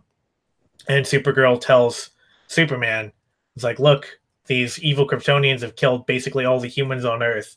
I can't stop them on my own. And if they get out of this universe, they're going to come to like the mainline universe and start killing everybody there. So what Superman does is he gets this slab of kryptonite from that Earth, and because it's a pocket universe, the radiation frequency of that kryptonite doesn't affect Superman, but it still affects other Kryptonians. So he just exposes the three evil Kryptonians, including Zod, to this kryptonite that he's not immune to, or that Superman's immune to, and it just kills them. So he just like, snuffs these dudes out to save his Earth, basically, and then he takes that version of Supergirl back to his home. So like, there is even precedent for Superman killing Zod, but I don't know. It was kind of like, yeah. I Still just, came off as I just really don't weird. like. There's this thing I don't like Superman and Batman. Yeah, definitely. That I don't think Superman should definitely not kill. But of course, there's many versions of him who have killed, other than Injustice Superman and the Nazi whatever world Superman and Earth. Overman? Oh yeah, and Earth 3 Superman. Well, that's Wasn't he Ultraman. Overman? Yeah, what's his name? Overman. Yeah, there you go. That guy. And I forget. Supergirl. Overgirl? What is It's just too much. Oh, Too much to remember. I'm sorry. oh, for real, dude. There's so much stuff, especially when you start getting into the Elseworld things. Not for DC. He knows all. Know how to even actually Martin knows a lot more than I do. Like a lot. I haven't more. even read Multiversity yet, and I'm very disappointed because I really like Grant Morrison's crazy stories. I gotta get to it. I know Overman really is in like that that. story. Yeah, Yeah. a few are all right, but the majority of them are really good, especially the Thunderworld, because I'm a Shazam fan. The Cool. Uberman was pretty cool. Heck yeah. Shit. Yeah, no, most of the stories are really good. Some are, Isn't there most of them Balzot are really good. story in there too? Or no? Oh yeah, no, I don't think it. You mean the African American or Black Superman? Yeah, Velzod. I think that's just a different Superman, like from a different Earth. I don't think that's him. Yeah, because I just seen the cover. They got like him and Captain Carrot and some others on there, right? No, I don't think that's actually Valsad. It might be another dude. I could be There's mistaken though. a ton of versions of Superman. Yeah. Looks like him though. I'm Superman of this world. I don't have any powers though, because that stuff doesn't exist. Of like the worst Earth, Yeah, then it doesn't exist. our Superman doesn't have powers. We get taken down so freaking fast. Yeah. Speaking of terrible movies, I haven't seen Killing Joke, and I absolutely don't plan to. I'm sorry. That was terrible. That opening thing with Batgirl just freaking Yeah. pissed me off to no end. And the rest, Yeah, the thing is, that's just Bruce Timm. He's been doing that since Yeah. like Batman Beyond. yeah, but this was just a lot. Like, remember when she assaulted that guy for having an argument with his girlfriend, and she got off clean.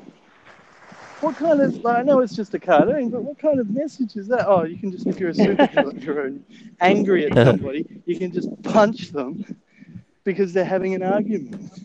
Is But I forgot. Yeah. is this not Velzod on the cover? Was that? Is this Valazad on the cover? Let me see. It's on the screen share, isn't it? Oh, I don't see it. I'm like trying to look at it. Hmm. No, I don't see it. Oh, you guys don't see my screen? No. No, I only Oh. see your avatar, which I think what's what you look like. Oh, my bad. Hang on. Here we go. I thought it was already shared. Oh, oh yeah, that's him. He's There you go. in the side stories, Yeah, I thought he like was the on the ones that cover. he doesn't have a story by himself. Okay. Oh, that's actually like Valzad. That's what I'm asking. Oh, I have absolutely no idea. I thought it was like a different Superman. Looks like him. Mm. Well, I gotta read it and let you know later, for sure. All right. Yeah, sure. I was There's just a lot of Superman books, man. Yeah, people say Superman is boring, but like I always find like really good Superman books. Yeah, because people don't get it. They think that just because he's like really powerful that somehow takes away the tension, but it's not like can Superman physically beat his opponent? Because the answer is always going to be yes. He can always physically beat whomever he's up I got against. It's not kicked out really- again. I don't know why people keep dropping. Oh no. From maybe my internet connection or something. I don't know. But Hey, yeah, it's can y'all not hear me? Yeah. Yeah. I have returned. Yeah. I was just mentioning American Alien, but I know the author of it is like a lot of controversy stirring up with him because he was accused of like sexual assault or whatever. Who's that? I forgot his name. Mark Wade. No. American Alien. Oh, is that the Brzezinski guy or? No. It's the other dude who wrote the. He's a screenplay writer. He wrote the story for a lot of movies or scripts. I mean, I got the copy of it, but let me see. Max Landis? No, I can't be. There you go. Yeah, that guy. He's a really good writer. Like he knows how to write really good Superman stories, but apparently he's being accused of sexual assault and whatnot. Oh, But wow. I would recommend that Superman story if for anyone who hasn't read it. He's been Yeah. on Red Letter Media a whole bunch of times too. If you watch their show, like Best Yeah, of the World. I've seen a lot of his like little interviews and stuff. That's too bad he's in trouble. He's a pretty interesting guy otherwise. 85. Jeez, he's born the same year as me too. That's weird. Yeah, he talks funny though. Like he talks really fast, and you're like, "Holy hell, man! Catch your breath!" Like Jesus. Yeah. So, Huh. Yeah, I remember that American Alien. It had a cool cover too. Yeah, there's definitely a lot of artists in there. You got Jay Lee did one of them, one of the issues, and I want to say Dustin Nguyen. I could be wrong though. I'm probably wrong. I know a few Oh yeah, there's artists a whole worked on bunch it. of people credited. Manipul, Joel looks like Jones. Francis Manipul. Yeah, him Jock. too. Hey, else? sorry guys, Yeah. I just got home.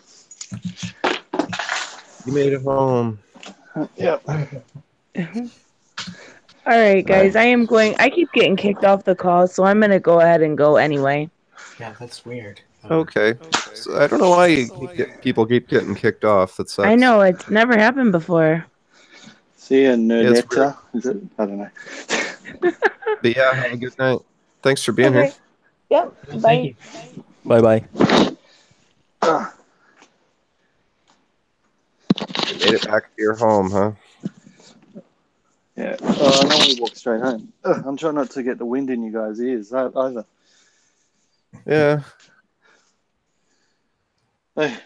I just assumed Weather Wizard was causing a hurricane. Yeah. My walk. Man, My walk. also one of the windy. best stories I've ever read. I'm sorry, go ahead, hard copy. I'm like, I keep like No, talking over you. it's fine. You go. I was just talking about the wind. Yeah. One of the greatest stories I've ever read is also Darwin Cook's Batman. It's called Ego. Oh, absolutely. Yeah, there's a lot of.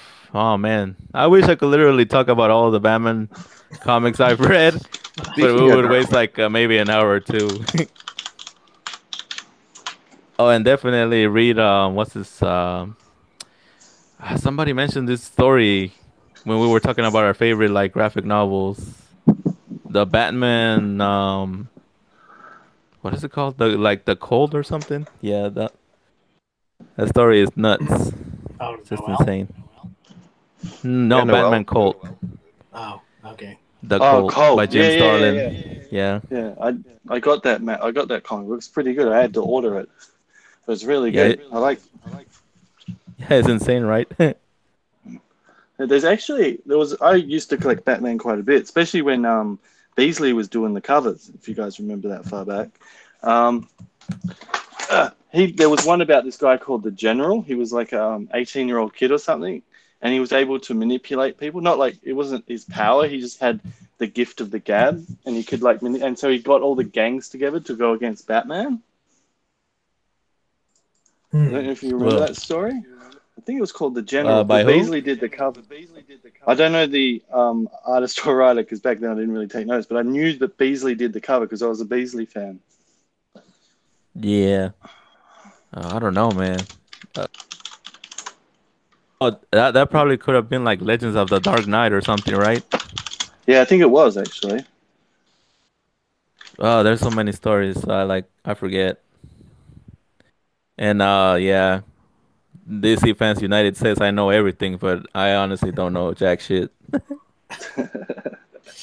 You know more than you give yourself credit for, Talking about which Batman is Noel, that's a good story to read like around Christmas time. hell yeah, dude. It really is. My library has the trade, and yeah, I've read it definitely a couple times. Obviously, the art's amazing. Some of the best art.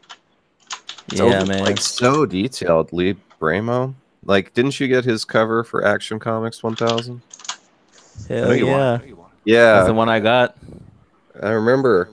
So yeah, his art's really crazy. It's so good, realistic. He always makes Superman like evil looking, especially because he also drew Brian Azzarello's Luke Luthor, the Luthor story or whatever. Yeah. Yeah, Lex Luthor. And I also like their Joker by him, and I got those in hardcover. I have both Noel and the Joker one by him and Brian Azzarello. Although that story is kind of fucked up because you see Joker raping a woman, but whatever. No, I Damn. don't like that. I don't I don't remember. like that. Yeah, I kind of like how Lee Bermejo um, designed his Joker after Heath Ledger, kind of, but it was still messed up when he was like raping, Yeah, like that's kind. yeah, Of, I don't. rape. I've got. I guess I've got a kind of internal canon and characterization for characters, and I don't see the Joker as a rapist. He's a nut. Yeah, he's a piece of shit who kills people for a joke and all that. But because he's a psychopath and a sociopath, he doesn't do that kind of thing. Like it's not in Yeah, within his mental state. Because if you read anything on psychopaths, most of them hate sex. They hate sex. If Yeah. he was going to rape somebody, he would use it for power. But even then, you'd probably get somebody to do it for him. But I don't know. I'm yeah, just going off what I've read on the internet. But that's my internal what do you call it? Canon for characters. So Batman doesn't kill, Superman doesn't kill, and the Joker doesn't rape. And the Joker doesn't rape. Head canon. Kind of putting them together doesn't really help, does it? yeah. I think Joker is above that. He's a psychopath, of course, and he would probably abuse the crap out of poor Harley. But when Well, I we read know the Killing that. Joke story, every time there's like rumors about him raping Barbara Gordon, I'm like, nah. Yeah, Yeah, it's I'm. just suggested that he, did other humiliating things to her, but not raping her. Yeah. That's what I always assumed. Isn't there, it might be actually death in the family, but isn't there some story where he, some like terrorists, like he's in a position where he's like in the UN or something, and he's like has diplomatic immunity, and some terrorists approach him to do something horrible in the U.S., and he like kills all of them, and he says, you know, I might be a psychopath, but I'm an American psychopath, or something to the extent. I remember that. Yeah, 4chan froze it up every once in a while. It's hilarious. It's like, yeah, so even the Joker would say that he only goes so far. Yeah, it's just my brain. I just think that certain characters, like Superman, see, it's kind of understandable that Batman might kill either by accident or whatever, but Superman just it's not Superman. Just the basic Superman, as in the Superman in, I don't know, whatever the main universe, Earth 2, is it, or Earth 1? I don't know how they. I think it's Earth Prime nowadays. Yeah, so Earth Prime Superman, the guy with the kid and married to Lois and all that, he doesn't kill. Any other Superman can do what they want. I think the justification for that would be that he always hopes that whomever he brings to justice is going to find the chance to repent and to do better. So he would, if he kills them, then they don't get that chance. So he wouldn't want to deny even his most hated enemies that chance to genuinely redeem themselves. So it makes sense. Yeah. Yeah. See him trying to make, like, he always tries to talk to them before they attack him, which I really like. Like in Superman TSA or TAS, he's always talked to them before they start wailing on. Except Brainiac, who he just wails on anyway. He's a robot. Who cares? Yeah, Metallo too, right? Yeah, Metallo too. Man, that guy got a raw deal. Even though he was a bad guy, he got a raw deal in Superman animated series. Like, Lex really did him over. Yeah, Lex double cross, like, just used him as a scapegoat basically, and then stuck his brain in a body and poisoned him. That was messed up. Yeah, he kind of, like, so I kind of feel sorry for Metallo because he did kind of get screwed over, even though he was a terrorist and a bad guy. Sucks for Metallo. DC has no feelings for bad guys. I actually never mind. Well, I don't really care much. Even if Batman is my all-time favorite hero, I guess since I have read a lot of Punisher and Bloodshot, just they're anti-heroes, but they also do what they do because they don't want innocent people to be hurt or killed. And I honestly don't really mind if Batman actually does kill like a few of the bad guys. He should definitely kill Joker, but then of course that would be a bad idea for DC. No, just say it like this: Batman doesn't kill; he just doesn't save your life, or he just doesn't save your life. He doesn't kill you; he just doesn't prevent your death. Yeah, and that's one of the lines in Red Hood when like Todd asked him why he didn't kill the Joker, and Batman's like, "Cause if I kill one, I won't be able to stop myself or some bullshit." I'm like, nah, come on, chill the hell out, man. The Punisher does all that, and yes, he sometimes doesn't even kill all the bad guys, and he's not a psychopath. Well, it's not as crazy as Batman, to be honest. I don't know. Have you read Punisher Max, Garth Ennis's run? The Punisher does some freaking messed up shit. He hangs some guy's intestines on a tree. Oh man, that run is just glorious, dude. It's like the best Punisher run of all. Yeah, that's pretty much signed me off as a Punisher fan forever. And then Netflix came along and kind of ruined it for me. Yeah, I've always enjoyed Punisher. Except that one time he became an angel and heaven sent him down to like kill monsters and people and some what shit. are you doing, Pat Lee? That was right? I honestly don't know. I just heard about that whole situation. I was like, yeah, I'm never gonna read that myself. I'm just gonna stick to like Garth Ennis and Jason Aaron and all the other good Punisher. Greg Rucka, Well, we should get back to Batman. Poor old DC taking over his live stream with Punisher. Oh yeah. Yeah, sorry about that. Spider-Man earlier. It's all good. Sorry about that. There's just so much you can say about Batman. We pretty much covered everything. Okay, what's the worst Batman story? But put aside the Silver Age, because the Silver Age is just like the Silver Age, and you can't really count that. But the worst, maybe in the last 10 years of Batman. All-Star Batman. All-Star Batman? Yeah, I'll give you that. Yep. Okay. Oh, like the worst comic books? Conversation over. Oh, run, or worst run, or worst collection. Anything. Worst storyline. What do you think? Unranked and the others. I'll say mine. Worst. I'm not. Yeah, I'm not. I'm not sure. I didn't like. Well, I didn't like All-Star Batman, and I didn't like Batman Incorporated very much either. Okay, I like that. Yeah, I honestly I didn't like All-Star Batman and Robin because it's just the art is magnificent, but the story is horrible. Yeah, bullshit. the art was wasted. But Yeah, Batman Incorporated, if they had good art, I probably would have loved it, like all the way through. And that's it. Oh yeah, and Kevin Smith's Batman is also bullshit, but everybody knows that. But yeah, no, Yeah, I I agree with wouldn't All-Star Batman. All-Star Batman was like, what the frick was that? I guess. Okay. I'm the goddamn Batman. Goddamn Batman.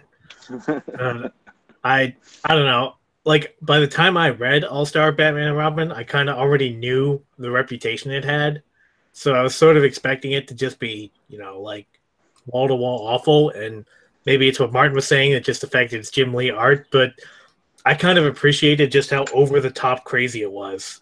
It's not like a true version of Batman. It's not like any version that anybody's going to be considered a classic, but I really kind of appreciate just how I don't know, just how like fearless, I guess, Frank Miller was just in going for showing Batman in these really off the wall crazy situations.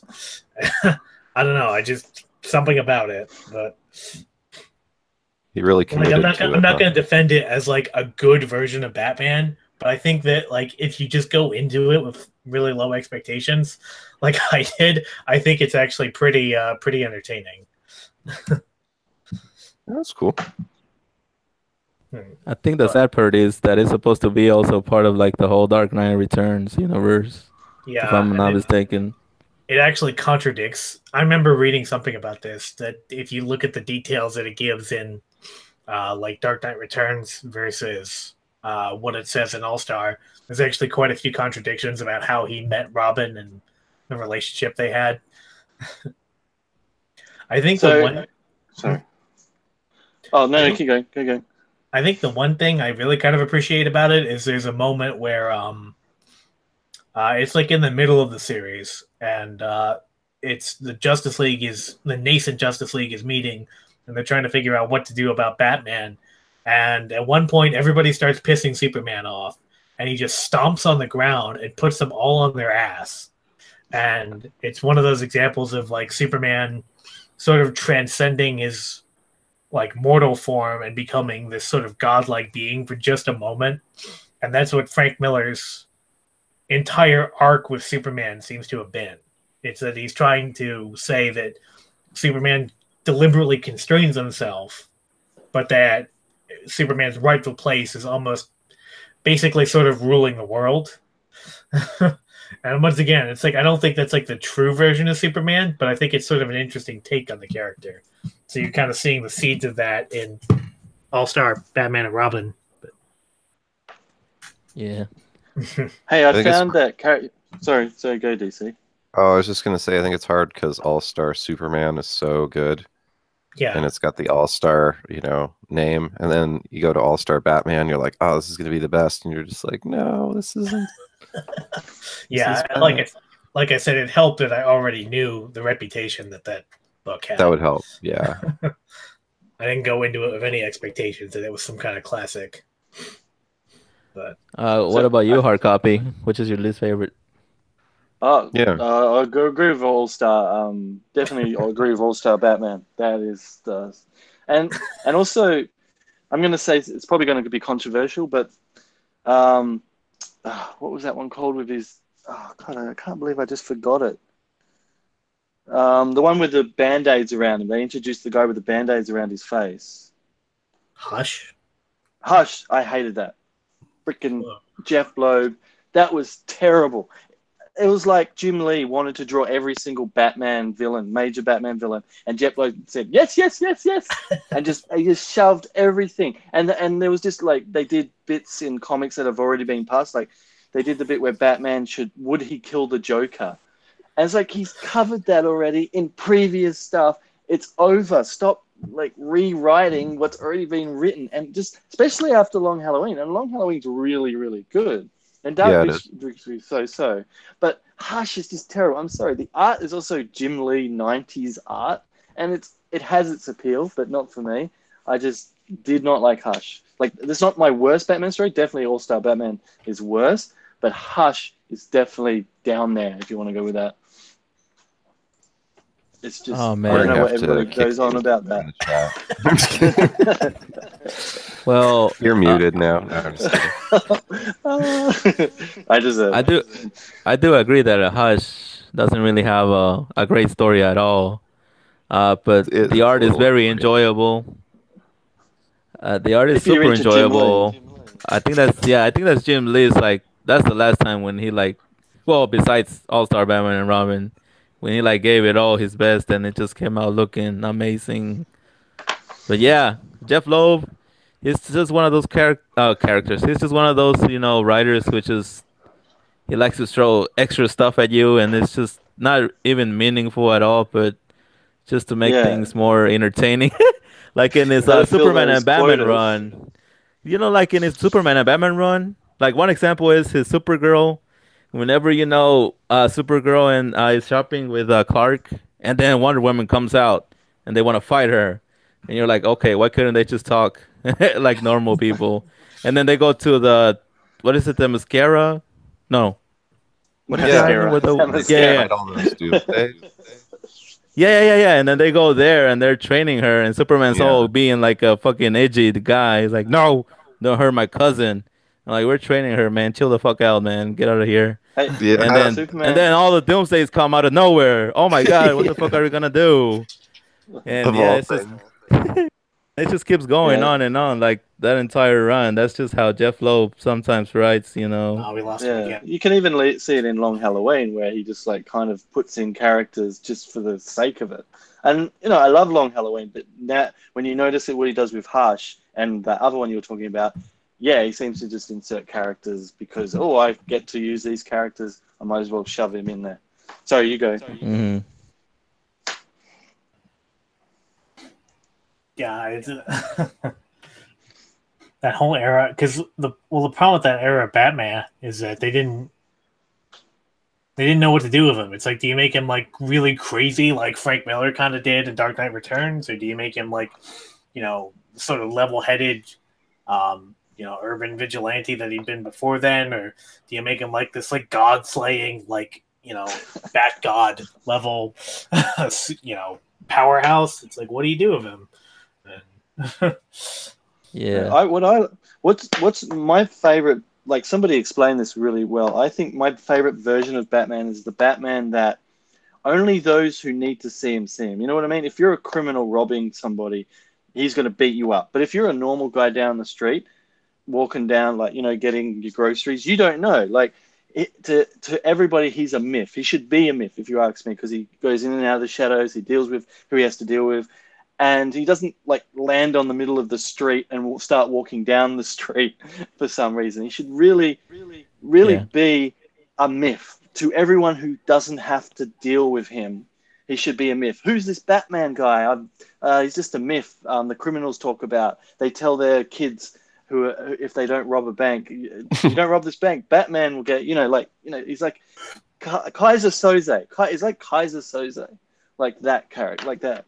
It's just somebody you would only see if you were committing a crime or if you worked for like Joker or Penguin and all that. And that's the way I like. If I was ever going to write Batman, which I shouldn't, that's the way I would write him. I would write him as he's a vigilante. He can't fight gods, which is ridiculous because he'd be smeared. He would fight ground level. He would do detective work, but you wouldn't see him unless you had to deal with him directly. Like if you were Gordon, even Gordon would rarely see him. like you'd see his shadow or something. Because all of a sudden his mysticism is gone when they see him. It's like, oh, he's just a guy in a bat suit. He's supposed to be a symbol, fear. Like in the first Batman Begins, in Batman Begins when he first becomes Batman, he's taking out the criminals like a horror movie psychopath would, like just grabs them out and beats them up and then hangs them from a pole, and all the other criminals are like, oh my god, Batman, or Bat person in the shadows. So that's my Batman. If I was ever to write Batman, I'd write him like that. That's the way I like Batman.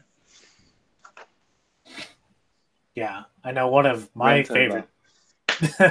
I know one of my favorite Batman stories is Batman Venom, which is with Jose. Oh yeah, Garcia Lopez art, right? Makes sense. Yeah. Yes, it is. oh that's him. Yeah. Jesus, I have that graphic novel and I never even paid attention to the art. Where he tries to save the little girl and he can't do it because he's just simply not physically powerful enough. Yeah. So he goes on the super steroid to try to fix it. And it's like it shows a very human side of Batman. It's like this is supposed to be a guy at peak, physical and mental performance, but there are things that a human being just simply can't physically do. So what happens when Batman runs into that situation? Wing Superman. Yeah. Oh yeah, that story is really good. That's the original Bane right there, Batman. Well, I don't think Bane debuted in that one, but that was. No, I'm just saying, but that's the original one, like, because he's using all the venom and all that, the same drugs they use for Bane. Donatello used the venom in the new Terminator, Teenage Mutant Ninja Turtles, and Batman too. Really? Oh damn! Yeah. I like it. Yeah. It's kind of campy, but I really like it. I enjoyed it. Yeah, it's a lot of really good. It's a really good like short Batman stories, as well as Elseworlds, and I really enjoyed the first Teenage Mutant Ninja Turtles. I can't wait to get the second crossover. I'd do a Justice League one. That'd be really cool. Batman, Superman, and the Turtles. Maybe they could introduce some other, because there's a few characters in the Turtles universe. Maybe the Krang try to take over Earth, Prime. Sorry, and the Turtles have to help. That'd be cool. Brainiac and the Krang together. They did. Call me DC. Call me DC. Well, in the Power Rangers Justice League crossover, it's actually a little bit like that, because Brainiac and the Power Rangers, what is it, Zord villain, they team up. It's kind of like how you're describing, actually. Oh, okay. But they should do an animated film of at least one of the Teenage Mutant Ninja Turtles Batman. That'd be pretty cool. I'd watch that. Injustice, Batman and Teenage Ninja Turtles. I already, I got a question for you all, and I want to hear each of y'all's opinions. I mentioned already that Batman, Alfred, Nightwing, and Batwoman, they're my favorite out of all the Bat family men. What are your favorite Bat family members? You said Batman, Alfred, and Batwoman, right? Yes, and also Nightwing. So 4.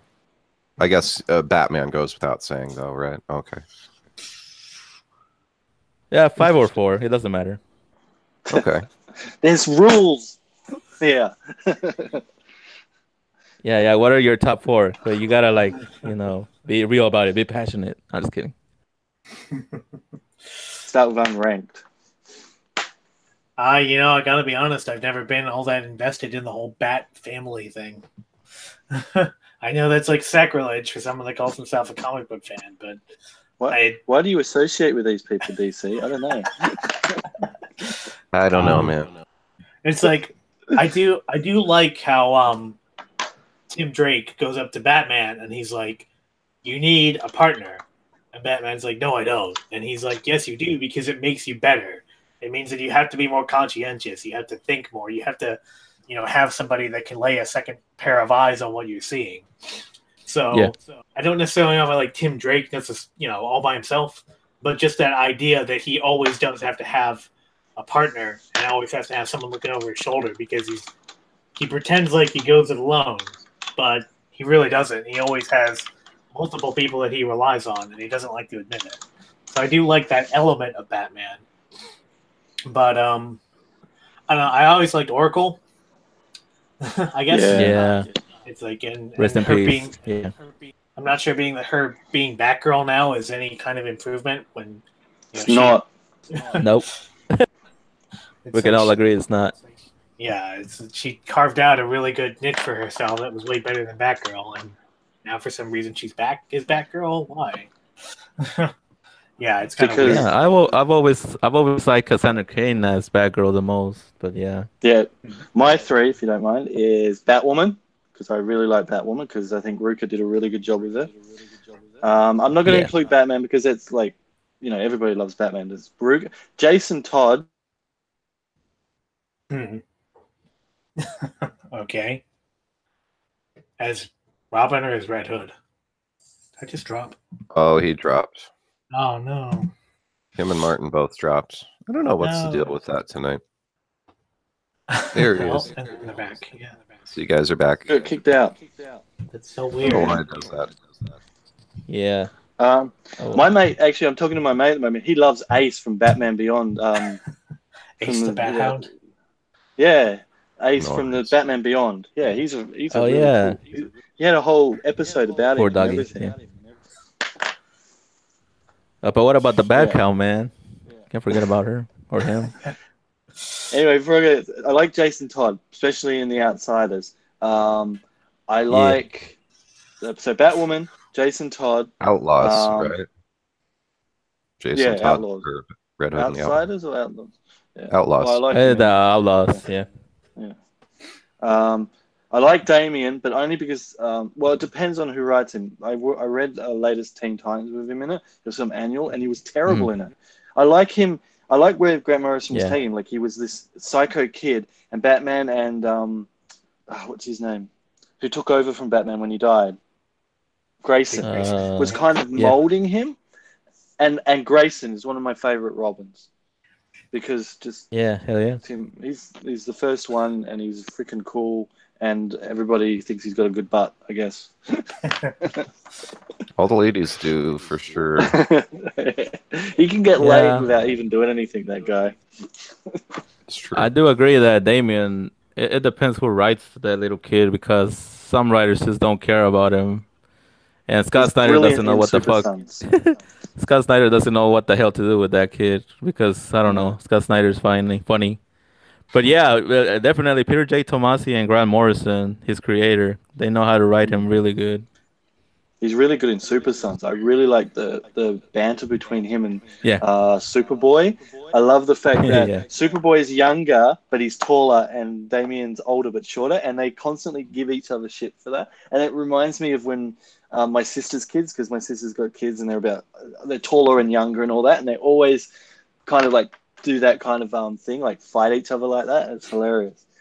But Yeah. it's the same thing, and I really like that. And like Damien won't admit that he needs Superboy, just like Batman won't admit that he kind of needs Superman sometimes. So that's really cool too. Yeah, their dynamic is like they're real people. It's really good. It's like it's the best. I've got the 2 graphic novels. I think it's one of the best DC have done for a while with actually well-written characters who are. It's a lot of fun too. And you saw it came back. Oh, it came Super back. Son. Oh, Super Son Yeah. Adventures. I know issue 1 came out. I don't know if they're on issue 2 yet. It's going to be a I might 12 wait shot till it miniseries or maxi okay. series. Yeah. I'll collect it when it finishes. Yeah, I'm sure they'll do a trade. What about you, DC Fans United? Besides the Shadow, what's your favorite Batman family members? I'm just kidding. Screw the Shadow. It really should be. The Spider, Yeah, Green Hornet. the Spider. Yeah.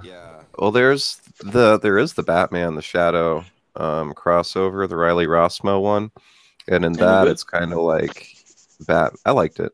It's kind of like Batman Begins, but instead of Ra's al Ghul training him, it's the Shadow. He just doesn't know it because the Shadow's good at being disguised, so he doesn't know that he was trained by the Shadow. But you find that out in the first issue, so it's kind of cool. Like Batman was actually trained by the Shadow.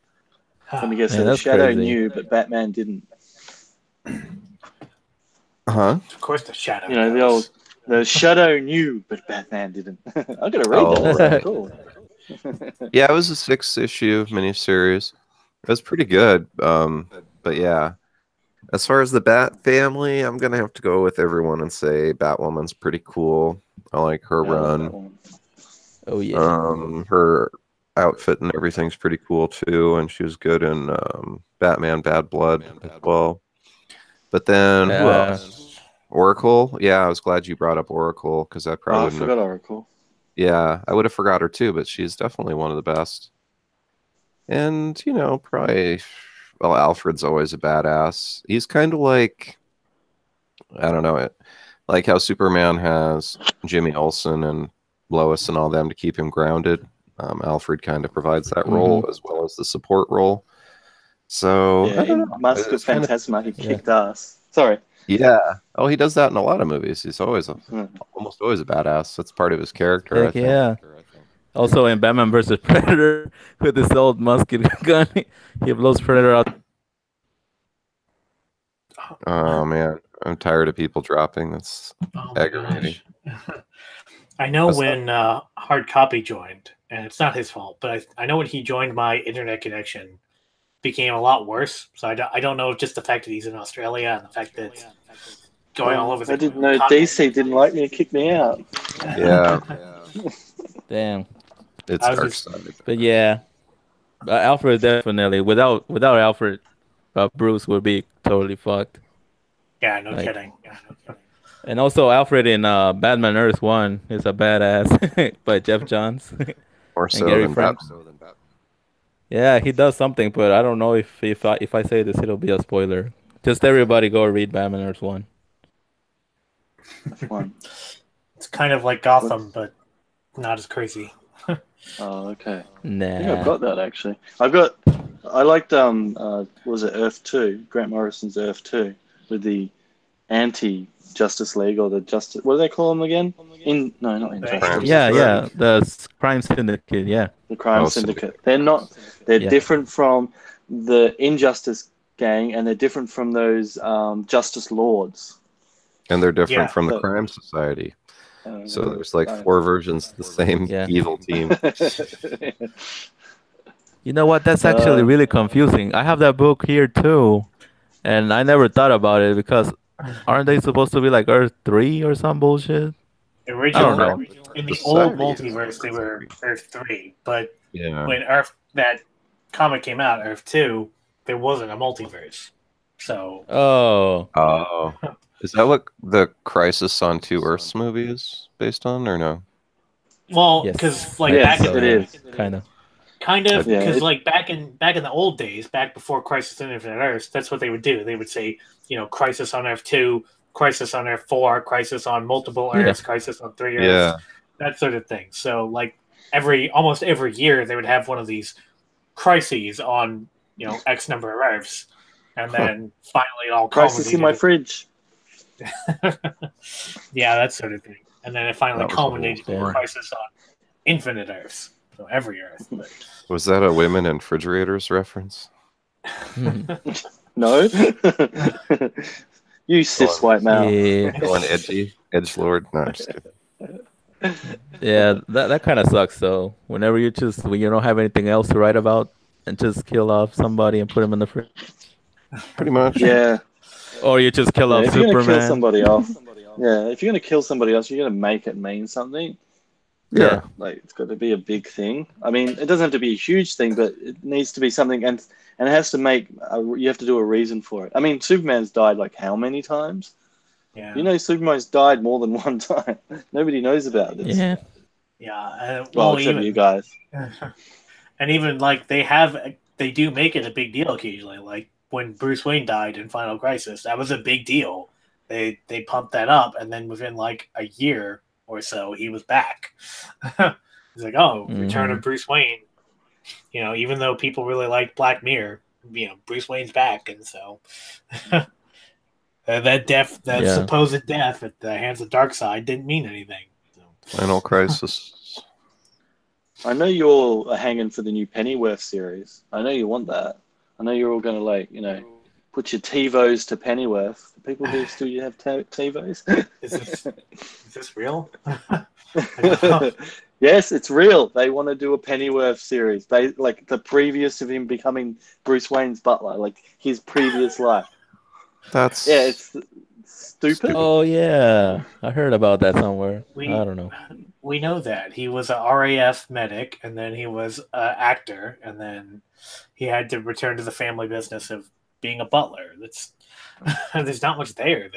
Don't forget the Cockney slang. Oi, Bruce, be careful. I can't do that Cockney slang. But get up those apples and pears, Master Bruce. That's the only Cockney I know. So you all sound the same to me. So English, Australian, Cockney, London, whatever. I unfortunately love. Canadians and Americans all sound the same to me. Oh, that's fair. Yeah. Can't say much about that.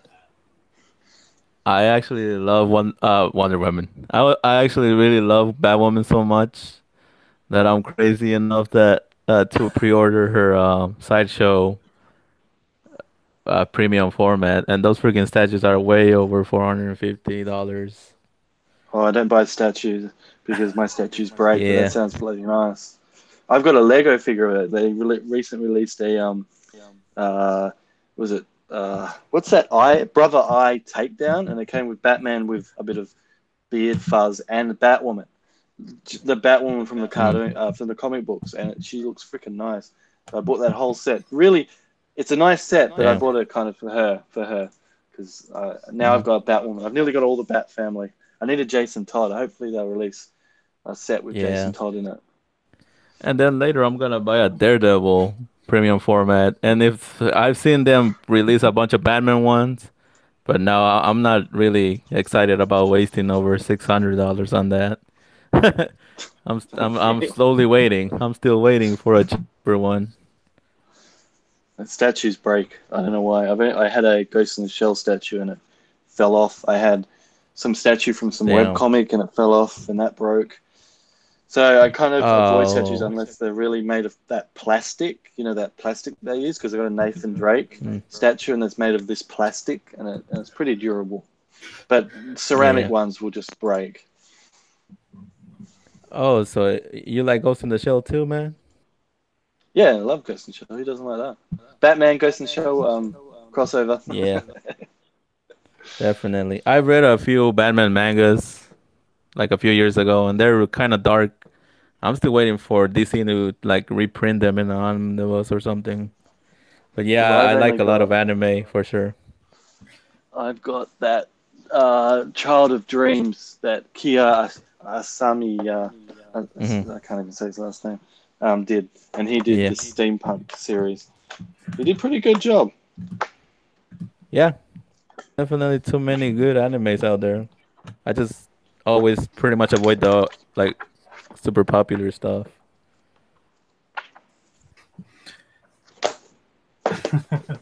I think we're like not even talking about Batman anymore. So. What's the silliest Batman gadget? What's the silliest Batman gadget? There you go. Shark repellent. I don't know.